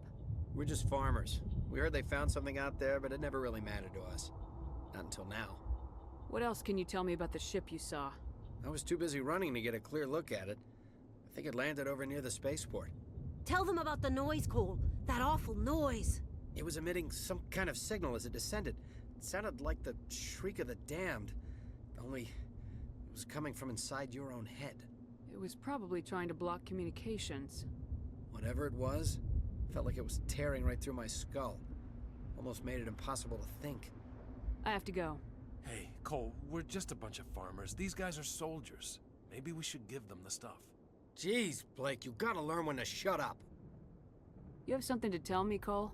Some guys at the spaceport were running a small smuggling ring. Nothing major. In exchange for a cut of the profits, we let them store packages in our sheds. You're breaking the law, Cole. We're not hurting anybody. Hell, most of the time I don't even know what's in the packages.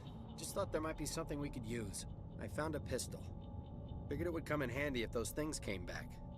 But you'll probably get more use out of it than we will. And this is why we pull up the charm. You could do intimidate, but we're a good boy. This should help. Let's move out. Good luck. What? You need something? I have to go. Good luck. Huh? It didn't give me the information I needed? Okay, well, we'll go with that, but it's fine. Should have probably saved before then. Where does the load put me? Okay, that's the quick save. 43. Yeah, it's fine. We'll make do. Kind of pissed about it, but it's fine.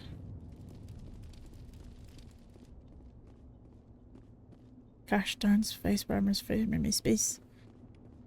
For some reason, I just went full on Kiwi there, and I'm not sure why. Yeah, see, there was a little piece of dialogue that's kind of missing there. But it's fine. We'll get it anyway. Moving. Over behind those crates. Wait! Don't Don't shoot! I'm one of you! I'm human! Sneaking up on us like that nearly got you killed. I'm sorry, I was hiding from those creatures. My name's Powell. I saw what happened to that Turian. The other one shot him.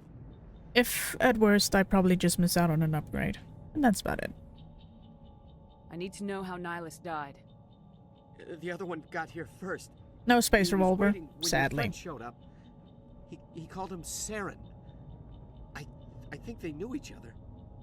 Your friend seemed to relax. He let his guard down. And Saren killed him. Shot him right in the back. I'm just lucky he didn't see me behind the crates. We were told a Prothean beacon was brought to the spaceport. What happened to it? It's over on the other platform. Probably where that guy Saren was headed. He hopped on the Ooh, cargo I know. train right after he killed your friend. I knew that beacon was trouble. Everything's gone to hell since we found it. First that damn mothership showed up, then the attack. They killed everyone. Everyone. If I hadn't been behind the crates, I'd be dead too. How come you're the only one who survived? Why didn't anyone else try to hide behind the crates? They never had a chance. I was already behind the crates when the attack started. Wait a minute. You were hiding behind the crates before the attack? Sometimes I need a nap to get through my shift. I sneak off behind the crates to grab 40 winks where the supervisor can't find me. Lucky. You survived because you're lazy? If you hadn't snuck off for that nap, you'd probably be dead just like all the others. Yeah, I guess. I don't really want to think about it. Tell me Shoot about him? the Geth attack. Wow. It was quick. One minute the ship was descending, the next. Jesus. Those Geth were swarming over the platform. Thousands of them. They must have been inside that mothership. They shot anything that moved. It Get was the a cat massacre. repellent again. Don't worry, it's not anything dangerous. It's just an aerosol bottle. Like if you just open it, then she does. You know what, classic, before you go to bed, do you want to take part in the giveaway before you go to bed? Because we can end up doing it right now. No, she's been clawing my side again.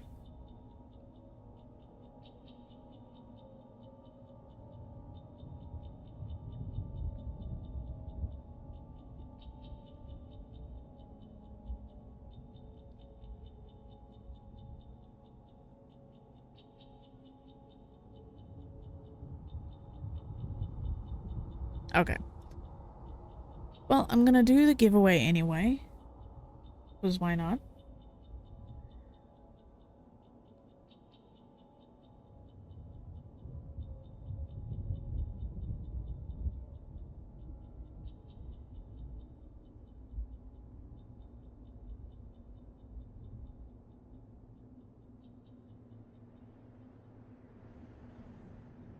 All right.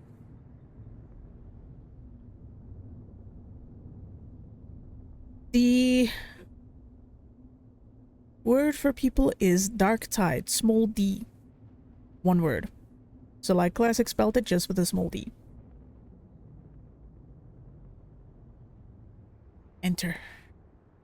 Now we'll choose a winner. Small d. Anyone can enter. It's not restricted. So even if you're just here for today, that's fine. So you know what I mean. So the key word is dark tide. Alright, we got fishy.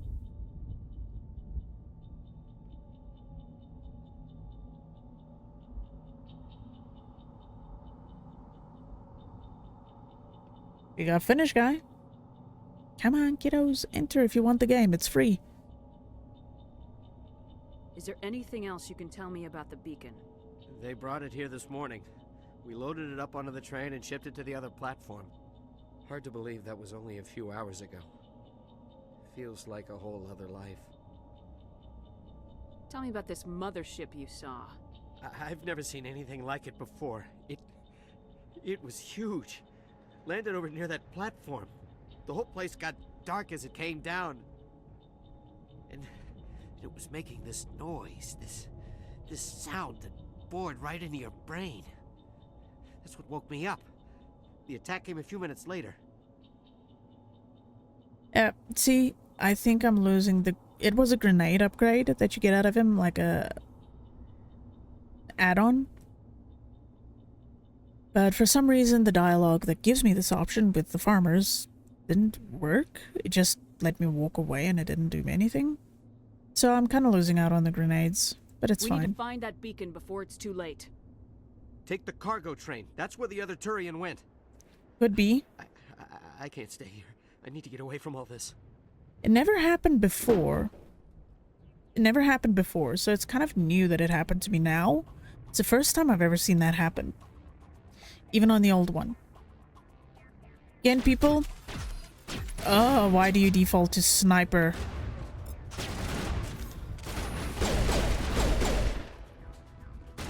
Keyword. Keyword Darktide. We have 2 people and we have Fishy and we have Finish Guy. Do you want to join in? Join in. Anyone can enter.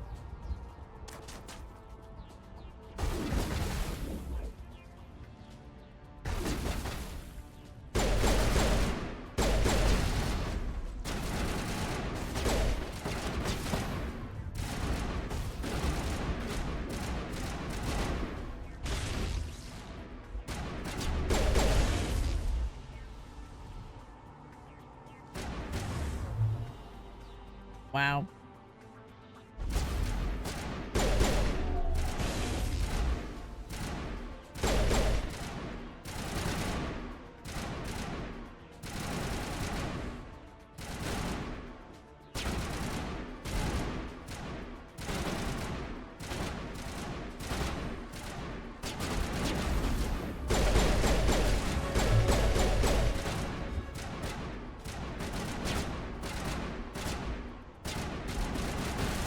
Hey, Neff. Yes, Neff, it is. Neff, I'm running a giveaway for Warhammer 40k Darktide. All you have to do is just type in Darktide.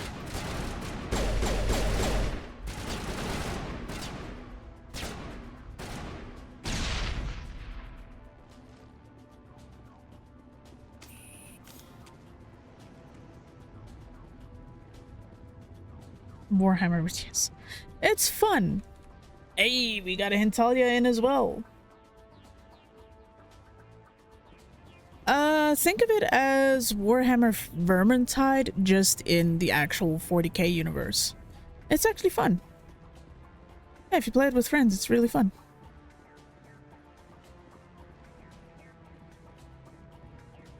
I might have to start dipping into it again. I quite enjoyed it when I played it last time with Rax and Novus. Set the charges. Destroy the entire colony. Leave no evidence that we were here.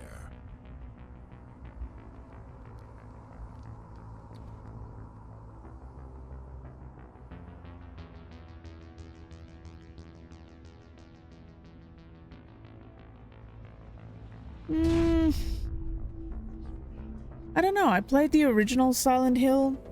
Didn't really pull my attention. I was always more of a Resident Evil person. So while Silent Hill Remake looks interesting, it's something that's really far down on my list of interest to play.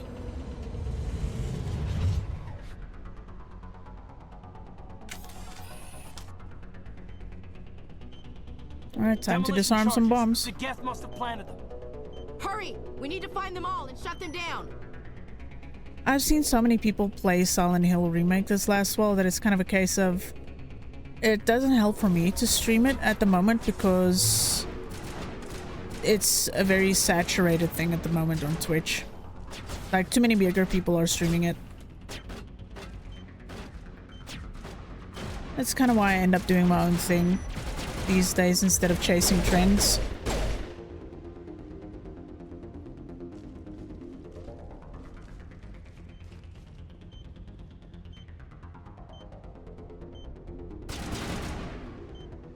Alright guys, you got 1 minute left to enter for Darktide.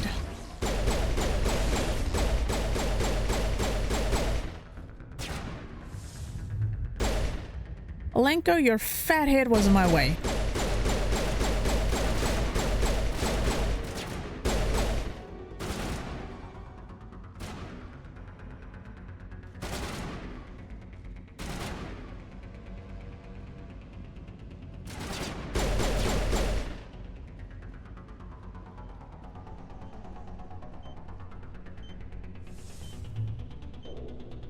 Just speaking as well from a numbers perspective, it's at the moment very popular, so there's a lot of bigger names that are playing it. So me getting any benefit out of it right now is kind of low, unfortunately. Ow, you son of a bitch.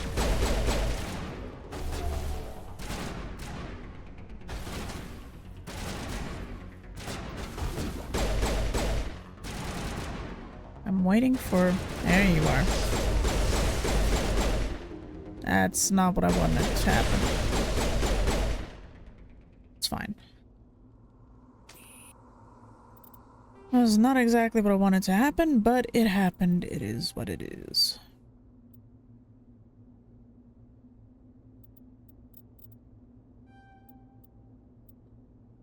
One of your NPCs is Wallax, so we're shooting the wall with them. Yeah, I know. I kind of give up with them. They're gonna get back banned. Oh no. Alright, before we head on to the next part, last chance to take part in the giveaway. We have Fishy, Finnish Guy, and Hintalia at the moment. Anyone can enter. Anyone is welcome to enter. It's for Vermintide. It's for Darktide. Warhammer 40k Darktide. Pretty fun game, especially if you play it with people.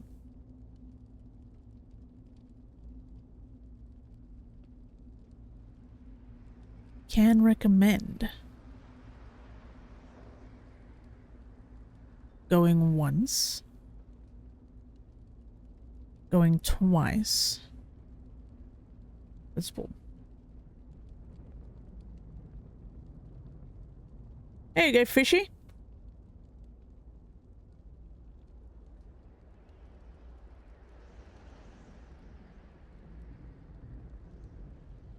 Fishiness, you won. You got it. It's yours.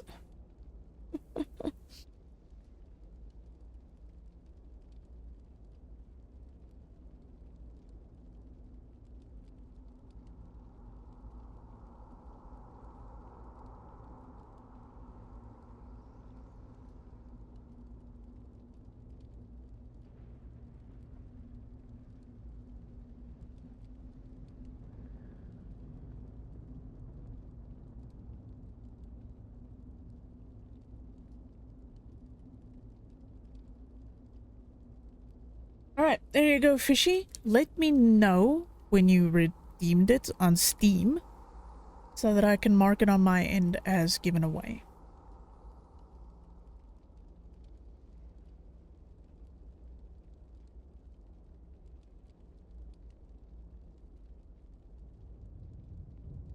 Yeah, there you go. You got it.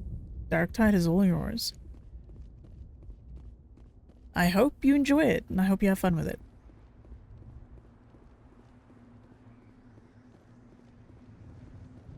Oh, there's the box I was looking for.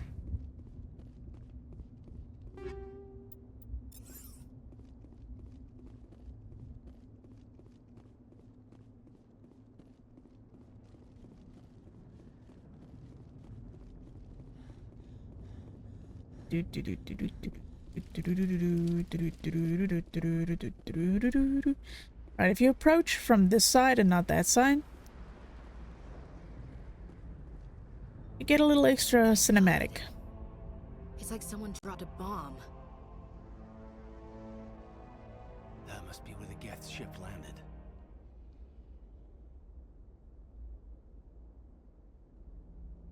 There you go. A little extra something in case anyone ever missed it. Yep, we definitely need to get all the loot.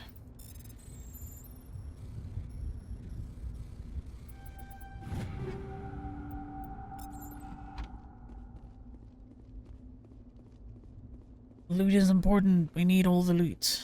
Because what we don't end up using, we end up selling.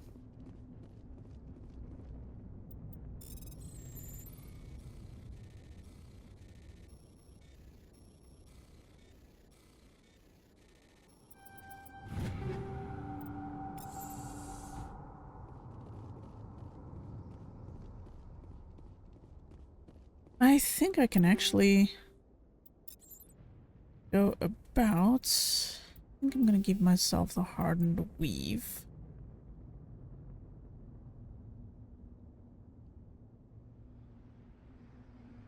Yeah. For Ashley, okay.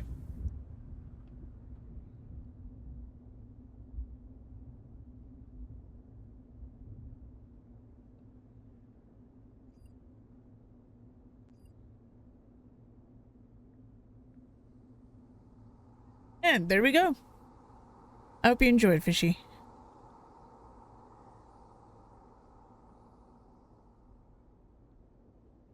Oh, that's actually a good one for her, to be honest. So it might be a good idea to give her some rounds. Slightly lower on that one, but it's fine. I can actually give her this. She uses assault rifles more than anything. Caden also defaults to assault rifles, which is kind of weird considering he's a biotic, and usually biotics are shotguns and pistols. Does not make sense, but hey, it's fine.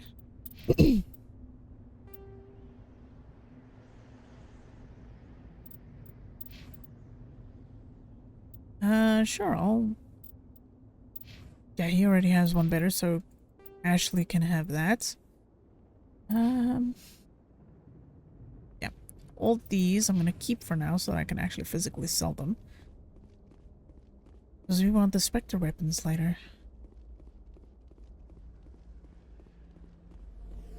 Ugh, my headache is being such a dick.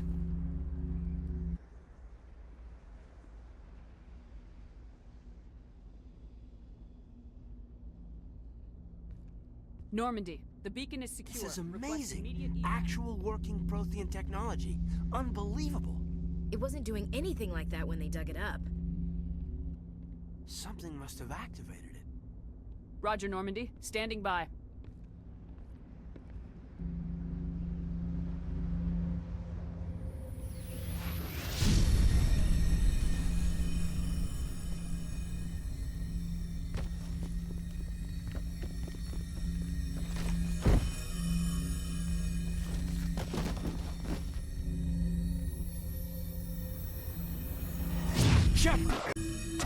No, don't touch it. It's too...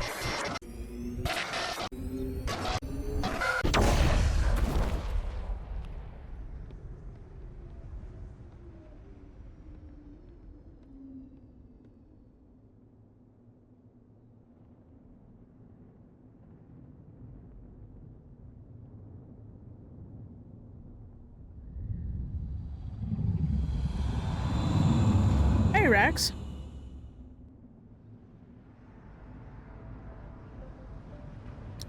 Yeah, no, I know about that, Rex. I know about it, and I'm kind of... We identified the ship that touched down on Eden Prime. The Normandy, I'll give my thoughts after this cutscene. An Alliance vessel.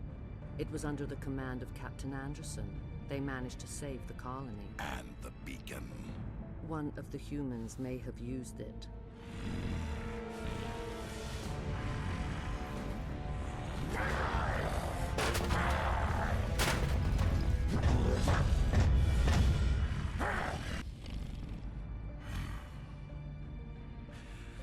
This human must be eliminated. Blue boobs. Actually surprising to say that she's about 950, 970. Dr. Chakwas. I think she's waking up.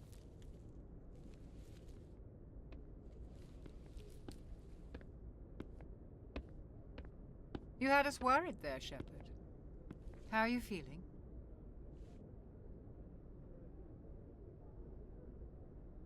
Yeah, no, I heard about the teams being moved over, Rex, and Velgard isn't awful, but as a Dragon Age game, it sucks. As an action fantasy game, looking at the gameplay, the exploration, it looks fine, like your average fantasy thing, so I'll give it I'd see it as an 8 out of 10. But because they added the Dragon Age title to it, it's got a lot of expectations on it that just weren't met. So, my honest thoughts and feelings at the moment for Mass Effect is they're going to end up making a game that has fun mechanics, combat mechanics, exploration mechanics, but the story has me concerned. It makes me think we might end up with another Andromeda. And yeah. So I want to be excited still, but I'm also kind of weary, if that makes sense. But we'll see what happens. We'll see what happens. Maybe they'll prove me wrong and they end up making a fantastic follow-up. But we'll see what happens. Minor throbbing. Nothing serious. How long was I out? About 15 hours. Something happened down there with the beacon, I think. It's my fault. I must have triggered some kind of security field when I approached it. You had to push me out of the way. Okay. Rax, do you know Knights of the Old Republic 1? And how much did you like it? I feel like games at the moment are story in service of characters rather than characters in service of story. Every new review of Dragon Age makes me worry that we'll get that bit more. Yes, pretty much. It started for me with Andromeda because as a game, it's fun. But the characters were pretty forgettable. There were none of them that I felt drawn to. The story was flimsy. I can go on a whole tangent about it. I really can. There is so much I can say about Andromeda and how I feel about it. I've played both KOTORs, but forget which one is which. Yeah, the second one was the one that had a lot of cut content. The first one is where you find out you're Revan. Spoiler!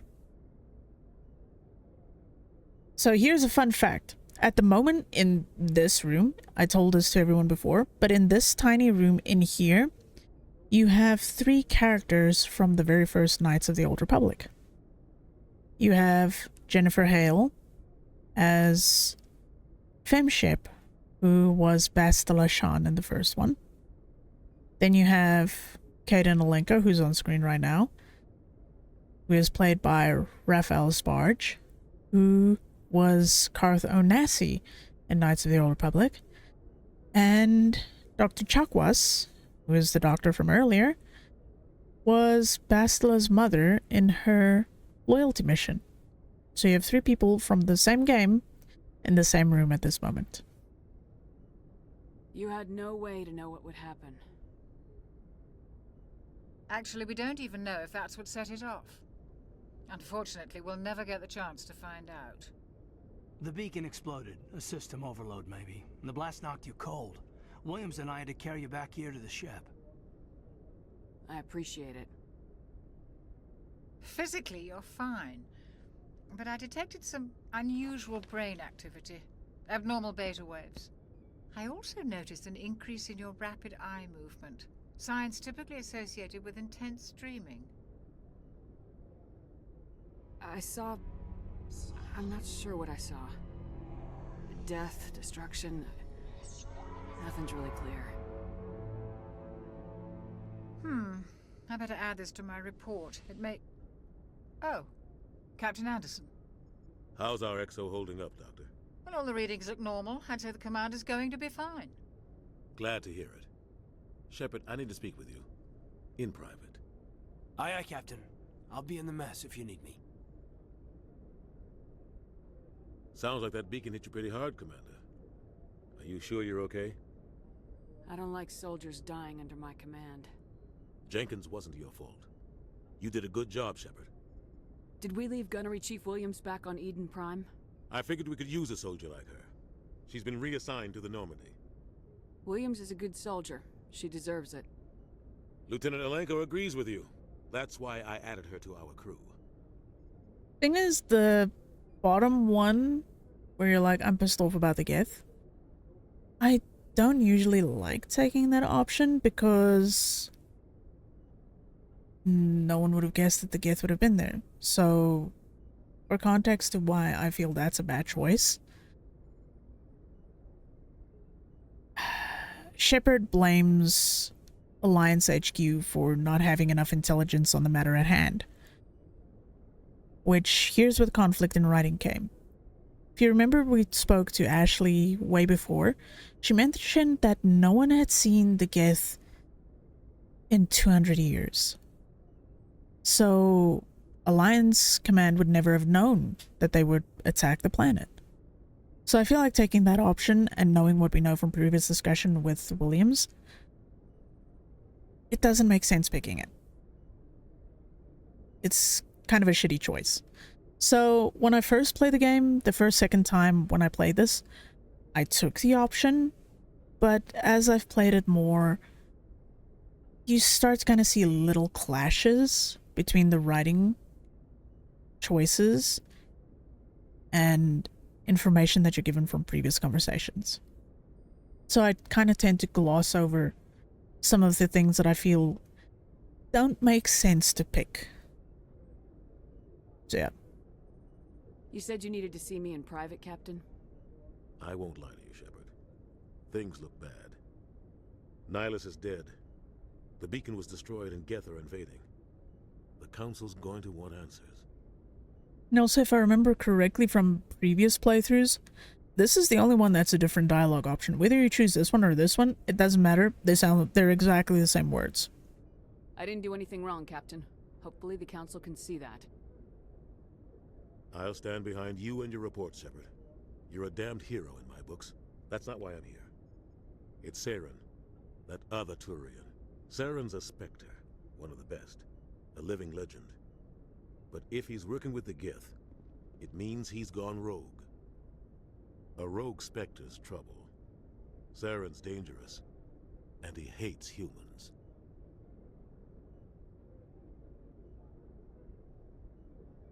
Why?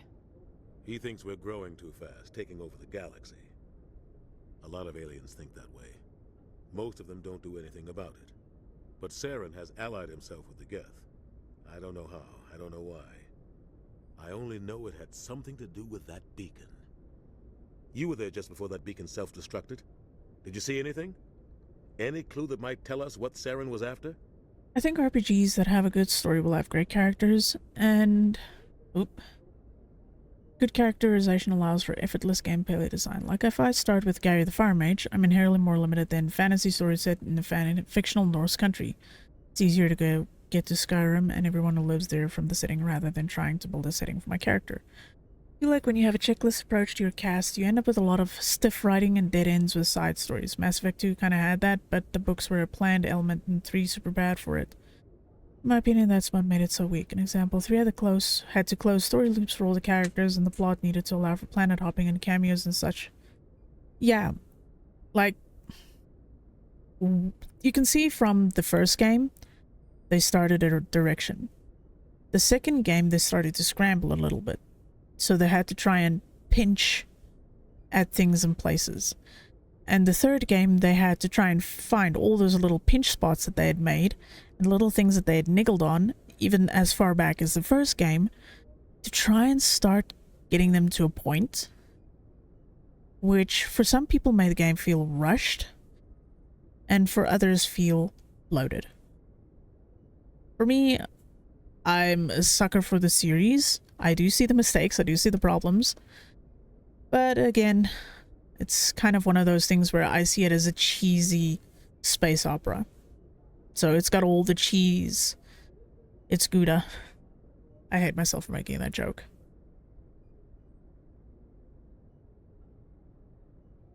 But again, I've played this so many times, I do see parts that shouldn't really be there. or that don't make sense. Like, the first time you play the game, you don't see it. The second time you play it, you start to notice little things. And when you're coming up to the amount of time that I've put into this, you notice all of it. And while it's a little weird, it kind of fades into the background and just becomes one of those things where, oh, it's the charm of the game. Or the year that it released in. Yeah, pretty much. Warts and all. Just before I lost consciousness, I had some kind of vision. A vision? A vision of what? I saw synthetics. Geth, maybe. Slaughtering people. Butchering them. We need to report this to the Council, Shepard. What are we gonna tell them? I had a bad dream?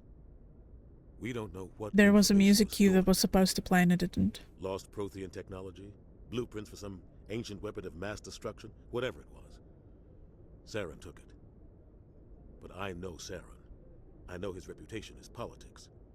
He believes humans are a blight on the galaxy. This attack was an act of war. He has the secrets from the beacon.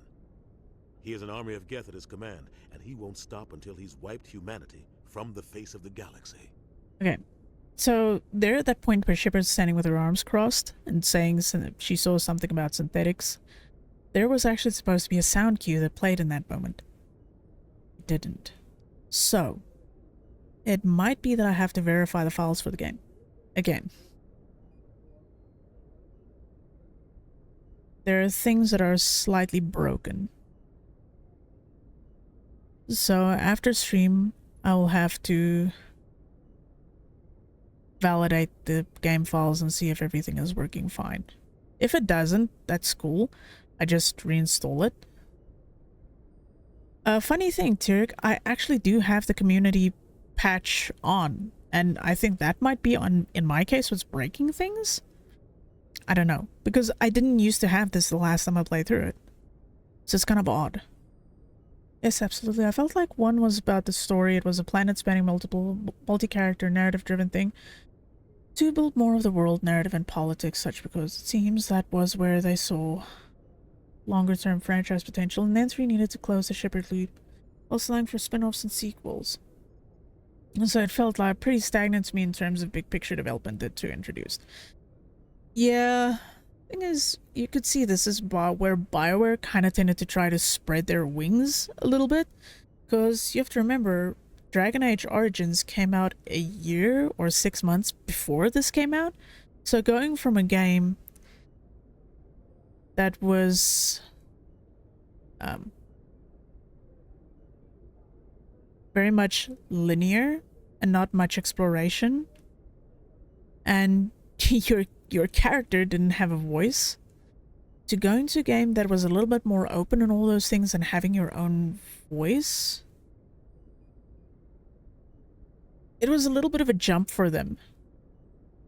Because also, if you notice, Dragon Age Origins was slightly more focused with a lot of its story stuff and characters.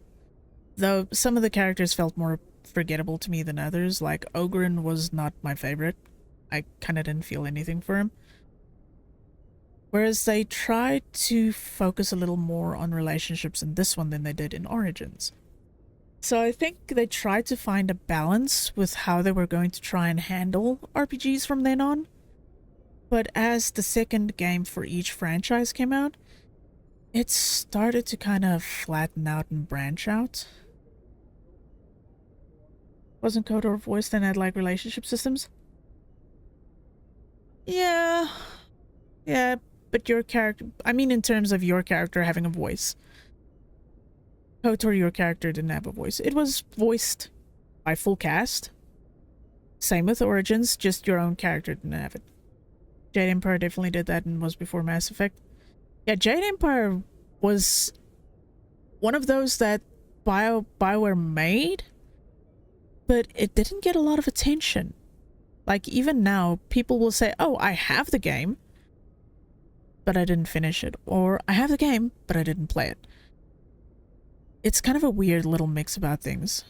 So, going from voiced protag, unvoiced protag, voiced protag.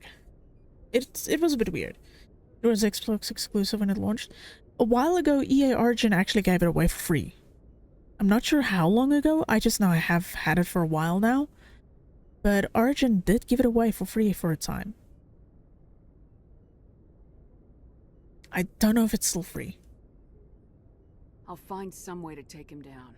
It's not that easy. He's a Spectre. He can go anywhere, do almost anything. That's why we need the Council on our side. Thing is, KOTOR as well, the first one was Xbox exclusive as well. So most of BioWare was... voice break? Most of BioWare stuff... voice break again, hello. Most of BioWare stuff was Xbox locked for a short while. Yeah, KOTOR and Jade Empire came quite a bit later. We prove Saren's gone rogue and the Council will revoke his Spectre status. I'll contact the Ambassador and see if he can get us an audience with the Council. He'll want to see us as soon as we reach the Citadel. We should be getting close. Head up to the bridge and tell Joker to bring us into dock.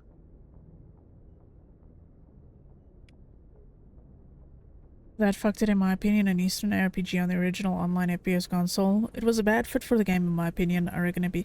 Yeah, but that's the same reason, it's the same thing they did with KOTOR, is they made ARPGs, well now the music kicks in, they made the two ARPGs to sell Xbox consoles, because at that point, their competition with PlayStation, the PlayStation was still slightly ahead, because, well, Sony and everything.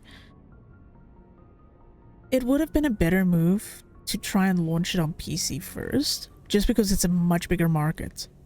And again, exclusivity deals back then were... there are more of them than there are now, if I'm not mistaken. I could be wrong. I could be wrong. But I don't see as many exclusivity deals now as I used to, just because people tend to... even Sony themselves are doing it now, where let's launch this on our platform, and now we launch it on Steam. KOTOR was weird. I'm pretty sure it was the only was only on the Xbox because the Xbox was basically just... yes, it was solely Xbox exclusive because they hyped it as the PlayStation 2 competition to kind of boost Xbox sales.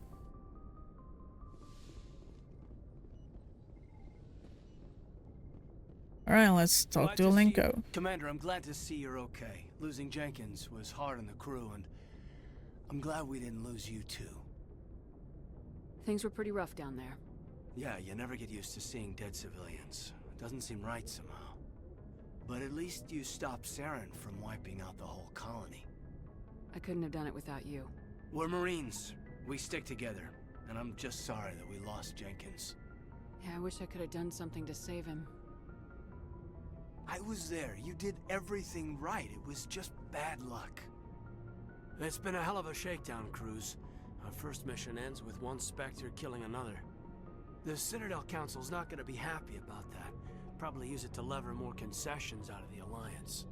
You've got a good grasp of the situation. You a career man? Yeah, a lot of biotics are. We're not restricted, but we sure don't go undocumented. May as well get a paycheck for it. Besides, my father served. I made him proud when I enlisted. Eventually. But is that why you're here? Because of your family? I never met my parents. If they wanted to see me, they'd have contacted me after that mess a few years back. Oh, that's right, a Coos. I imagine that bought you any post in the fleet. Word is we're heading for the Citadel, ma'am. Can you, tell me why? The captain hopes the ambassador can get an audience with the council. Tell them what Saren's been up to. Makes sense. They'd probably like to know he's not working for them anymore. Whatever happens, we'll be ready, Commander. So the original Xbox was the direct Xbox. It had a few games that were otherwise PC only because it was effectively designed to be a cheap gaming PC for casuals. Most Xbox exclusives were Xbox and PC. To be honest, I think it's why Xbox has always been weak for exclusives. Never designed for it and there wasn't model, never. Thing is, why would you want to buy an Xbox when you can just buy Xbox Game Pass and play everything on Windows PC anyway? They kind of screwed themselves in the console, quote-unquote, console wars by doing it that way. And it's just kind of my view on it. But that never existed back then. Oh no, I know it never existed back then, but in later years when they eventually did get around to doing that, it did not help them in their competition. Game Pass is in line with their model, I suppose, but again, why would you want to buy an Xbox itself when you can just get the Game Pass? Yes, Commander? Is there something you need? How did you end up serving on an Alliance ship? I enlisted right out of med school. Earth always seemed boring to me. Too safe, too secure. I figured the colonies were teeming with exotic adventure. A lot of folks are straight up canceling now. Stars, tending the wounds of tough soldiers with piercing eyes and sensitive souls. Turns out military life isn't quite as romantic as I'd imagined. But humanity needs the Alliance if we want to keep expanding through the Traverse, and the Alliance always needs good doctors. So I stayed on to do my part. Ever think you made the wrong choice? Sometimes I think about opening a private practice back on Earth, or maybe taking a position at one of the new med centers out in the colonies. But there's something special about working on soldiers. If I left the Alliance now, I'd feel like I was abandoning them. It was affordable before, but now it's getting into, oh hey, another expensive sub area. Yeah. I feel like that's a lot of services at the moment. Like, I think Spotify has also started to do that, and YouTube now also started recently doing that. They now have 2 sub versions. YouTube Premium and YouTube Lite. I don't know if they implemented the Lite version yet. I'm not sure what the difference is with the Spotify stuff because I don't use it. What do you know about Captain Anderson? I've served with him for a few tours now. He knows when to let things slide and when to crack the whip. The crew knows he's seen pretty much anything they'll ever run into. And he cares about the people under his command. How well do you know the lieutenant? I'd never worked with him before this mission. But he has an impressive service record. Over a dozen special commendations. Tends to keep to himself, though. Maybe because of the headaches. It's not easy being an L2. Microsoft understand that brand loyalty is more important than hardware locking games. To be honest, I feel like the Xbox brand will end up more like Alienware and become a range of gaming PCs. Not impossible. Sony and Nintendo can battle for console supremacy, and Microsoft can publish on both and make more money without needing to make huge losses on exclusives like Lost Odyssey that are great but won't shift to the needle on sales. Yeah, the funny thing is, if I remember correctly, Sony hasn't really spent much time in the console war because they still consider themselves a handheld first and not so much a console, even though the Nintendo Switch, like the dockable version, is considered a console by most. It's a very strange war that is happening there. What does that have to do with it? Well, most biotics now use the L3 implants. Lieutenant Alenko was wired with the old L2 configuration. Sometimes there are complications. What kind of complications? Severe mental disabilities, insanity, crippling physical pain. There's a long list of horrific side effects. Caden's lucky. He just gets migraines. I should go. Migraines still suck. Ask me, I should fucking know. Which is why when we get into the game, I'm gonna dread that corner right there because that is where Alenko loves to stand. And that's a very orange light inside of the eyeballs. I'm glad you're okay, Commander. The crew could use some good news after what happened to Jenkins. Jenkins was a valuable part of this crew. Part of me feels guilty over what happened. If Jenkins was still alive, I might not be here. You're a good soldier, Williams. Nice. You belong on the Normandy. Thank you. Thanks, Commander. I appreciate that. Things were pretty rough down there. Are you okay? I've seen friends die before. Comes with being a Marine. But to see my whole unit wiped out, and you never get used to seeing dead civilians.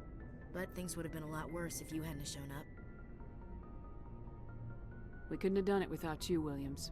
Thanks, Commander. I have to admit, I was a little worried about being assigned to the Normandy. It's nice when someone makes you feel welcome. I think you're gonna fit in here just fine, Williams. Thanks, Commander.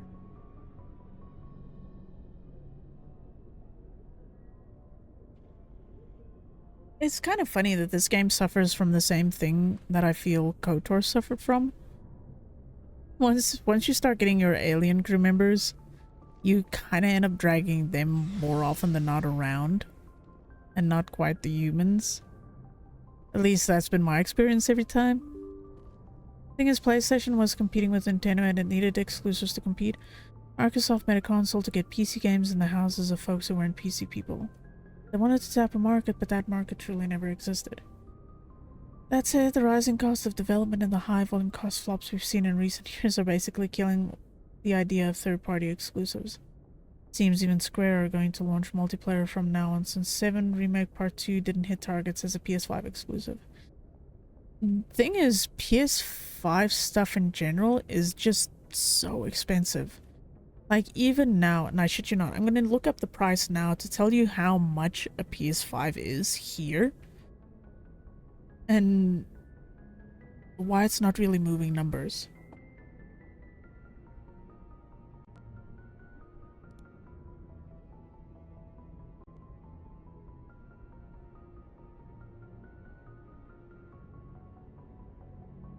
So, PlayStation 5 here is still 13,300 Rand. A normal PS4, like the Slim that I have, is 7 grand. Sony games are expensive, even their 5 to 10-year-old PC ports are fucking disgustingly overpriced and predate. Yep. So, PlayStation 5 games.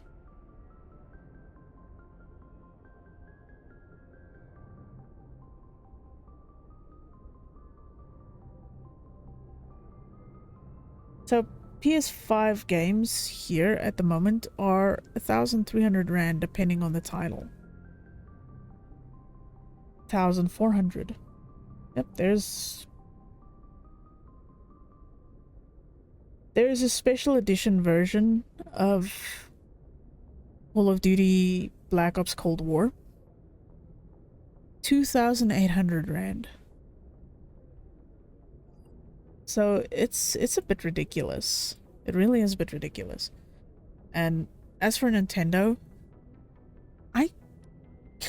sometimes I'll wait for their games to go on sale, because some of their games do eventually go on sale. That's how I got Fire Emblem Engage and Three Houses. They were actually pretty cheap.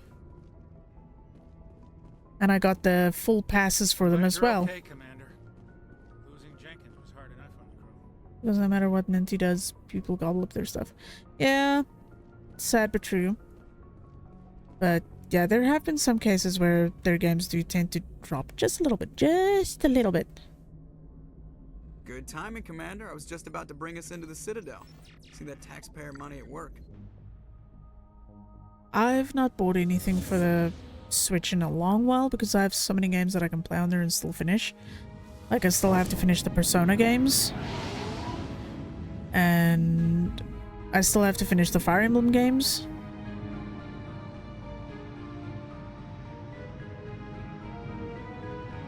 That's why people need exclusives. Once folks grab a console exclusive, they're bound to get more stuff for it. Yeah, that's true. It's true. Look at the size of that ship. The Ascension, flagship of the Citadel fleet. Well, size isn't everything. Why so touchy, Joker? I'm just saying you need firepower too. Look at that monster. Its main gun could rip through the barriers in any ship in the Alliance fleet. Good thing it's on our side, then. Citadel Control, this is SSV Normandy, requesting permission to land. Stand by for clearance, Normandy. Clearance granted. You may begin your approach. Transferring you to an Alliance operator. Microsoft have Windows, so they can just make money passively from gaming. Normandy, this is Alliance Tower. Please proceed to Dock 422.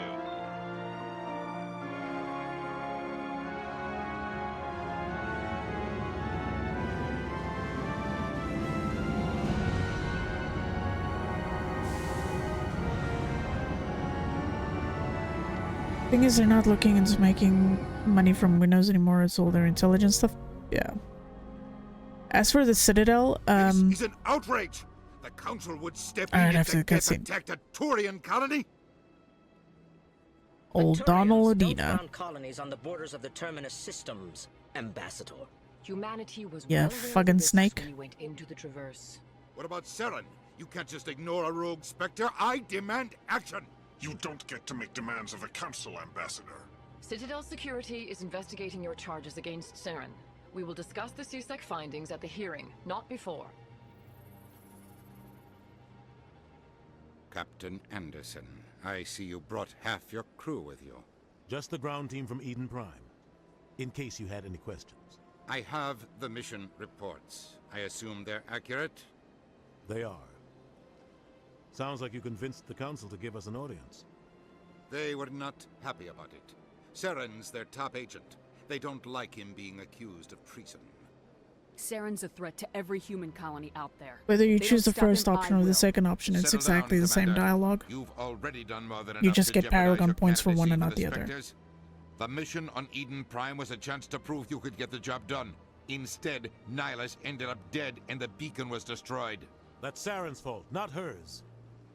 Then we better hope the CSEC investigation turns up evidence to support our accusations. Otherwise, the Council might use this as an excuse to keep you out of the Spectres. Come with me, Captain. I want to go over a few things before the hearing. Shepard, you and the others can meet us at the Citadel Tower, top level. I'll make sure you have clearance to get in. And that's why I hate politicians. Yeah, no one really likes Udina's character. The only thing that kind of makes me mad, while I understand there are books and comics, that's great, that's awesome. But at the end of this one, you make a decision for the Human Council. I'm not going to spoil because I know there are a handful of people that might not know. But you make a decision for the Human Council. I'm not saying who it is. But that choice just immediately gets flipped at the start of the second game, and they never really tell you why or what happened. You have to go read the books and the comics to find out the reason. That is a little piece of information I feel like they could have just taken a little bit of time to make like a 5-minute cutscene or something just to explain what happened in that situation, to change a choice you made in the first game. So it's small little things like that that I wish they would do, or that they did, that were confusing as shit the first time I played this game until I read the books. I was like, oh, sure, that's why it happened. Now it makes sense. I gotta go. No worries, no worries. You have a good one, Rax, and take care of yourself, okay? And thanks for stopping by. This is mostly just gonna be a stream about me nerding out anyway, so don't worry about it. I am maybe gonna finish in like the next hour, because I'm extremely tired because I've been dealing with my headache for most of the day. Yeah, no, we'll definitely have fun. We'll definitely have fun. Welcome to the Presidium. Allow me to be your guide. Yeah, at this point it doesn't matter trying to explore this place, because until you go to the Presidium you're going to be hard locked into not being able to do anything. Oh, my butt.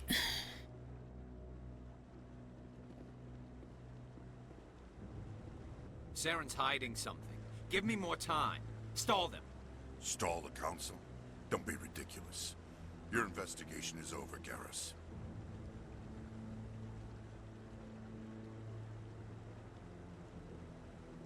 Commander Shepard, Garrus Vicarian. I was the officer in charge of the CSEC investigation into Saren. Who were you just talking to? That was Executor Palin, head of Citadel Security, my boss. He'll be presenting my findings on Saren to the Council. Sounds like you really want to bring him down. I don't trust him. Something about him rubs me the wrong way. But he's a Spectre. Everything he touches is classified. I can't find any hard evidence. I think the Council's ready for us, Commander. Good luck, Shepard. Maybe they'll listen to you. Garrus is best boy.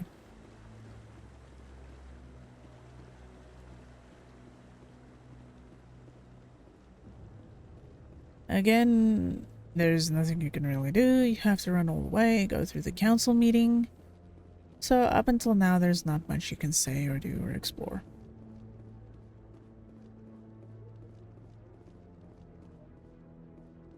The hearing's already started. Come on.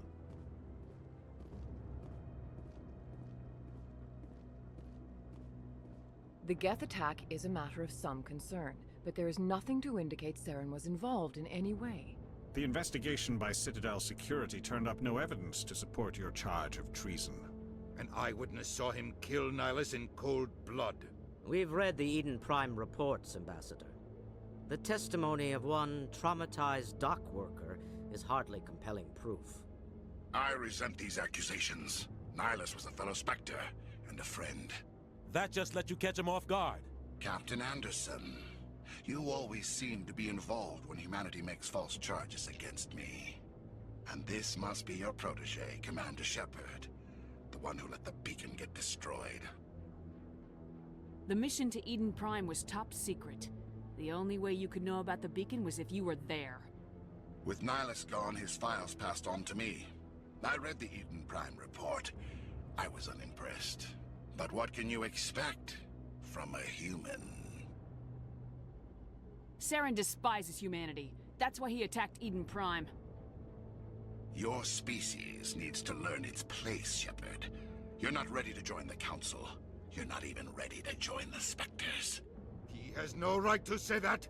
That's not his decision. Shepard's admission into the Spectres is not the purpose of this meeting. This meeting has no purpose. The humans are wasting your time, Counselor, and mine. Saren's hiding behind his position as a Spectre. You need to open your eyes. What we need is evidence. So far, we've seen nothing. There is still one outstanding issue. Commander Shepard's vision. It may have been triggered by the beacon. Are we allowing dreams into evidence now? How can I defend my innocence against this kind of testimony? I agree. Our judgment must be based on facts and evidence, not wild imaginings and reckless speculation. Do you have anything else to add, Commander Shepard? You've made your decision. I won't waste my breath.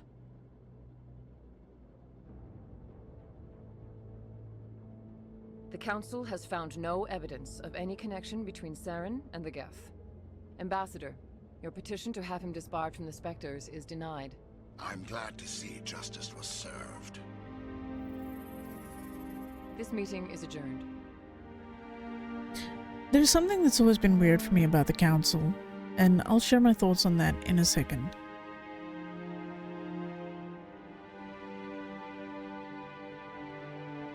It was a mistake bringing you into that hearing, Captain. You and Saren have too much history. It made the Council question our motives. I know Saren. He's working with the Geth for one reason. To exterminate the entire human race. Every colony we have is at risk. Every world we control is in danger. Even Earth isn't safe. We need to deal with Saren ourselves. As a Spectre, he's virtually untouchable. We need to find some way to expose him. What about Garrus, that CSEC investigator? We saw him arguing with the Executor. That's right. He was asking for more time to finish his report. Seems like he was close to finding something on Saren. Any idea where we could find him? I have a contact in CSEC who can help us track Garrus down. His name is Harkin. Forget it. They suspended Harkin last month, drinking on the job. I won't waste my time with that loser. You won't have to. I don't want the Council using your past history with Saren as an excuse to ignore anything we turn up. Shepard will handle this. You can't just cut Captain Anderson out of this investigation. The Ambassador's right. I need to step aside. I need to take care of some business. Captain, meet me in my office later. Harkin's probably getting drunk at Cora's Den. It's a dingy little club in the lower section of the wards. Maybe there's another way to find evidence against Saren. You should talk to Barla Vaughn over in the financial district. Rumor has it he's an agent for the Shadow Broker. The Shadow Broker? An information dealer. Buys and sells secrets to the highest bidder. I've heard Barla Vaughn's one of the top representatives. He might know something about Saren, but his information won't come cheap. I should go. Good luck, Shepard.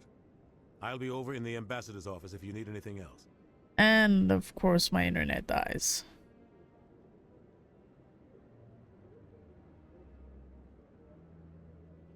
See if it reconnects.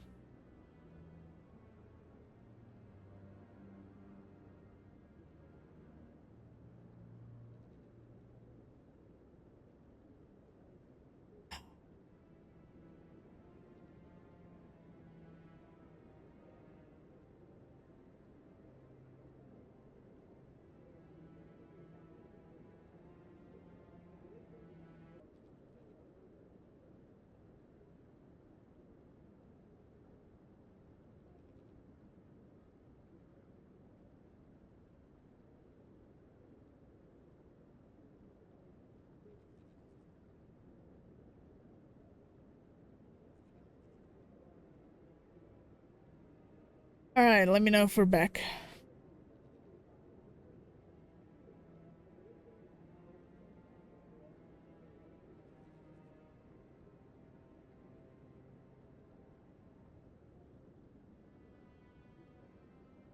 Oy vey.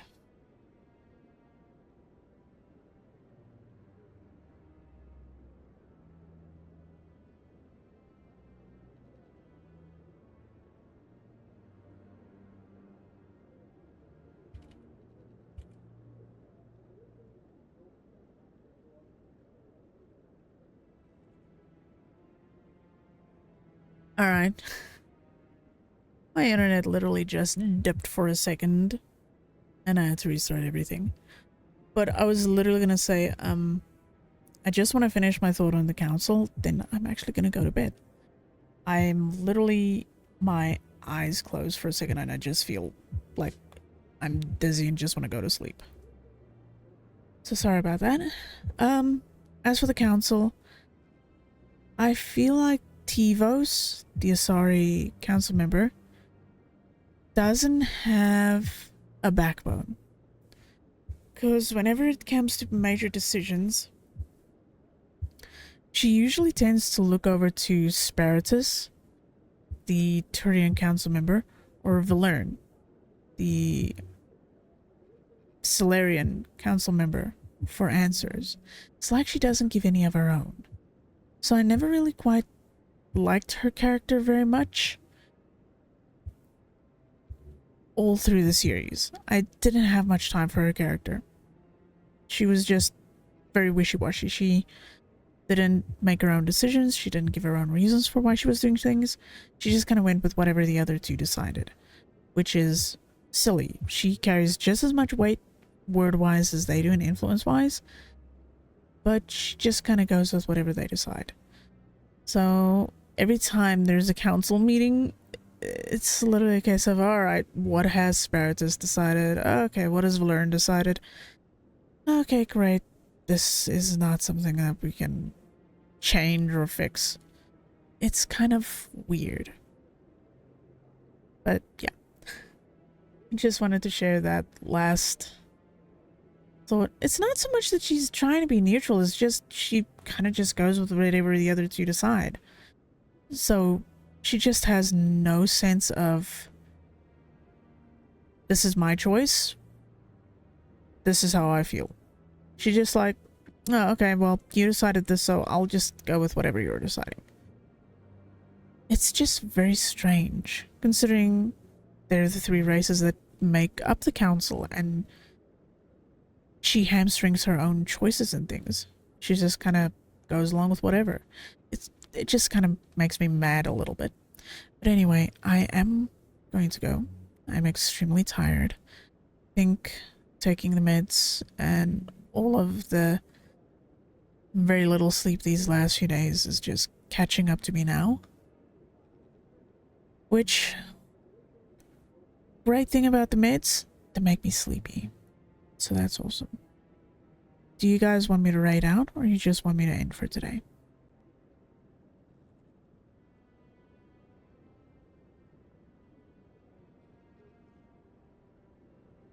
I think Bex is actually live. Hold on. Oh, fuck.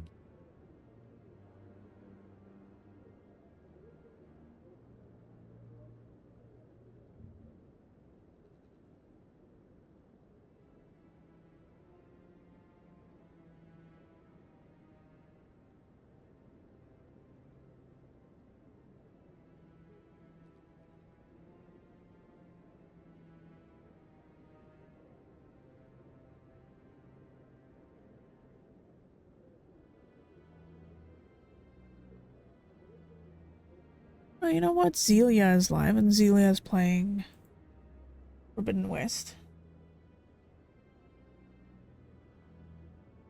It's been a little while, so let's go say hi to Zelia. He sometimes pops in, and this is the least I can do, is passing all of you guys off to Zelia.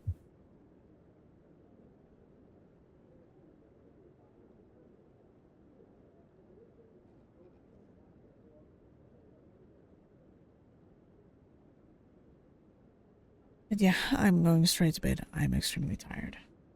As you can hear, I'm probably getting a little on the crispy side of my voice from trying to stay awake, and it is definitely not working. But yeah, please do take care of you guys. And if all goes well, I'll see you tomorrow for more Mass Effect. The plan is to play Mass Effect and work in some sinking city in between. Will I succeed?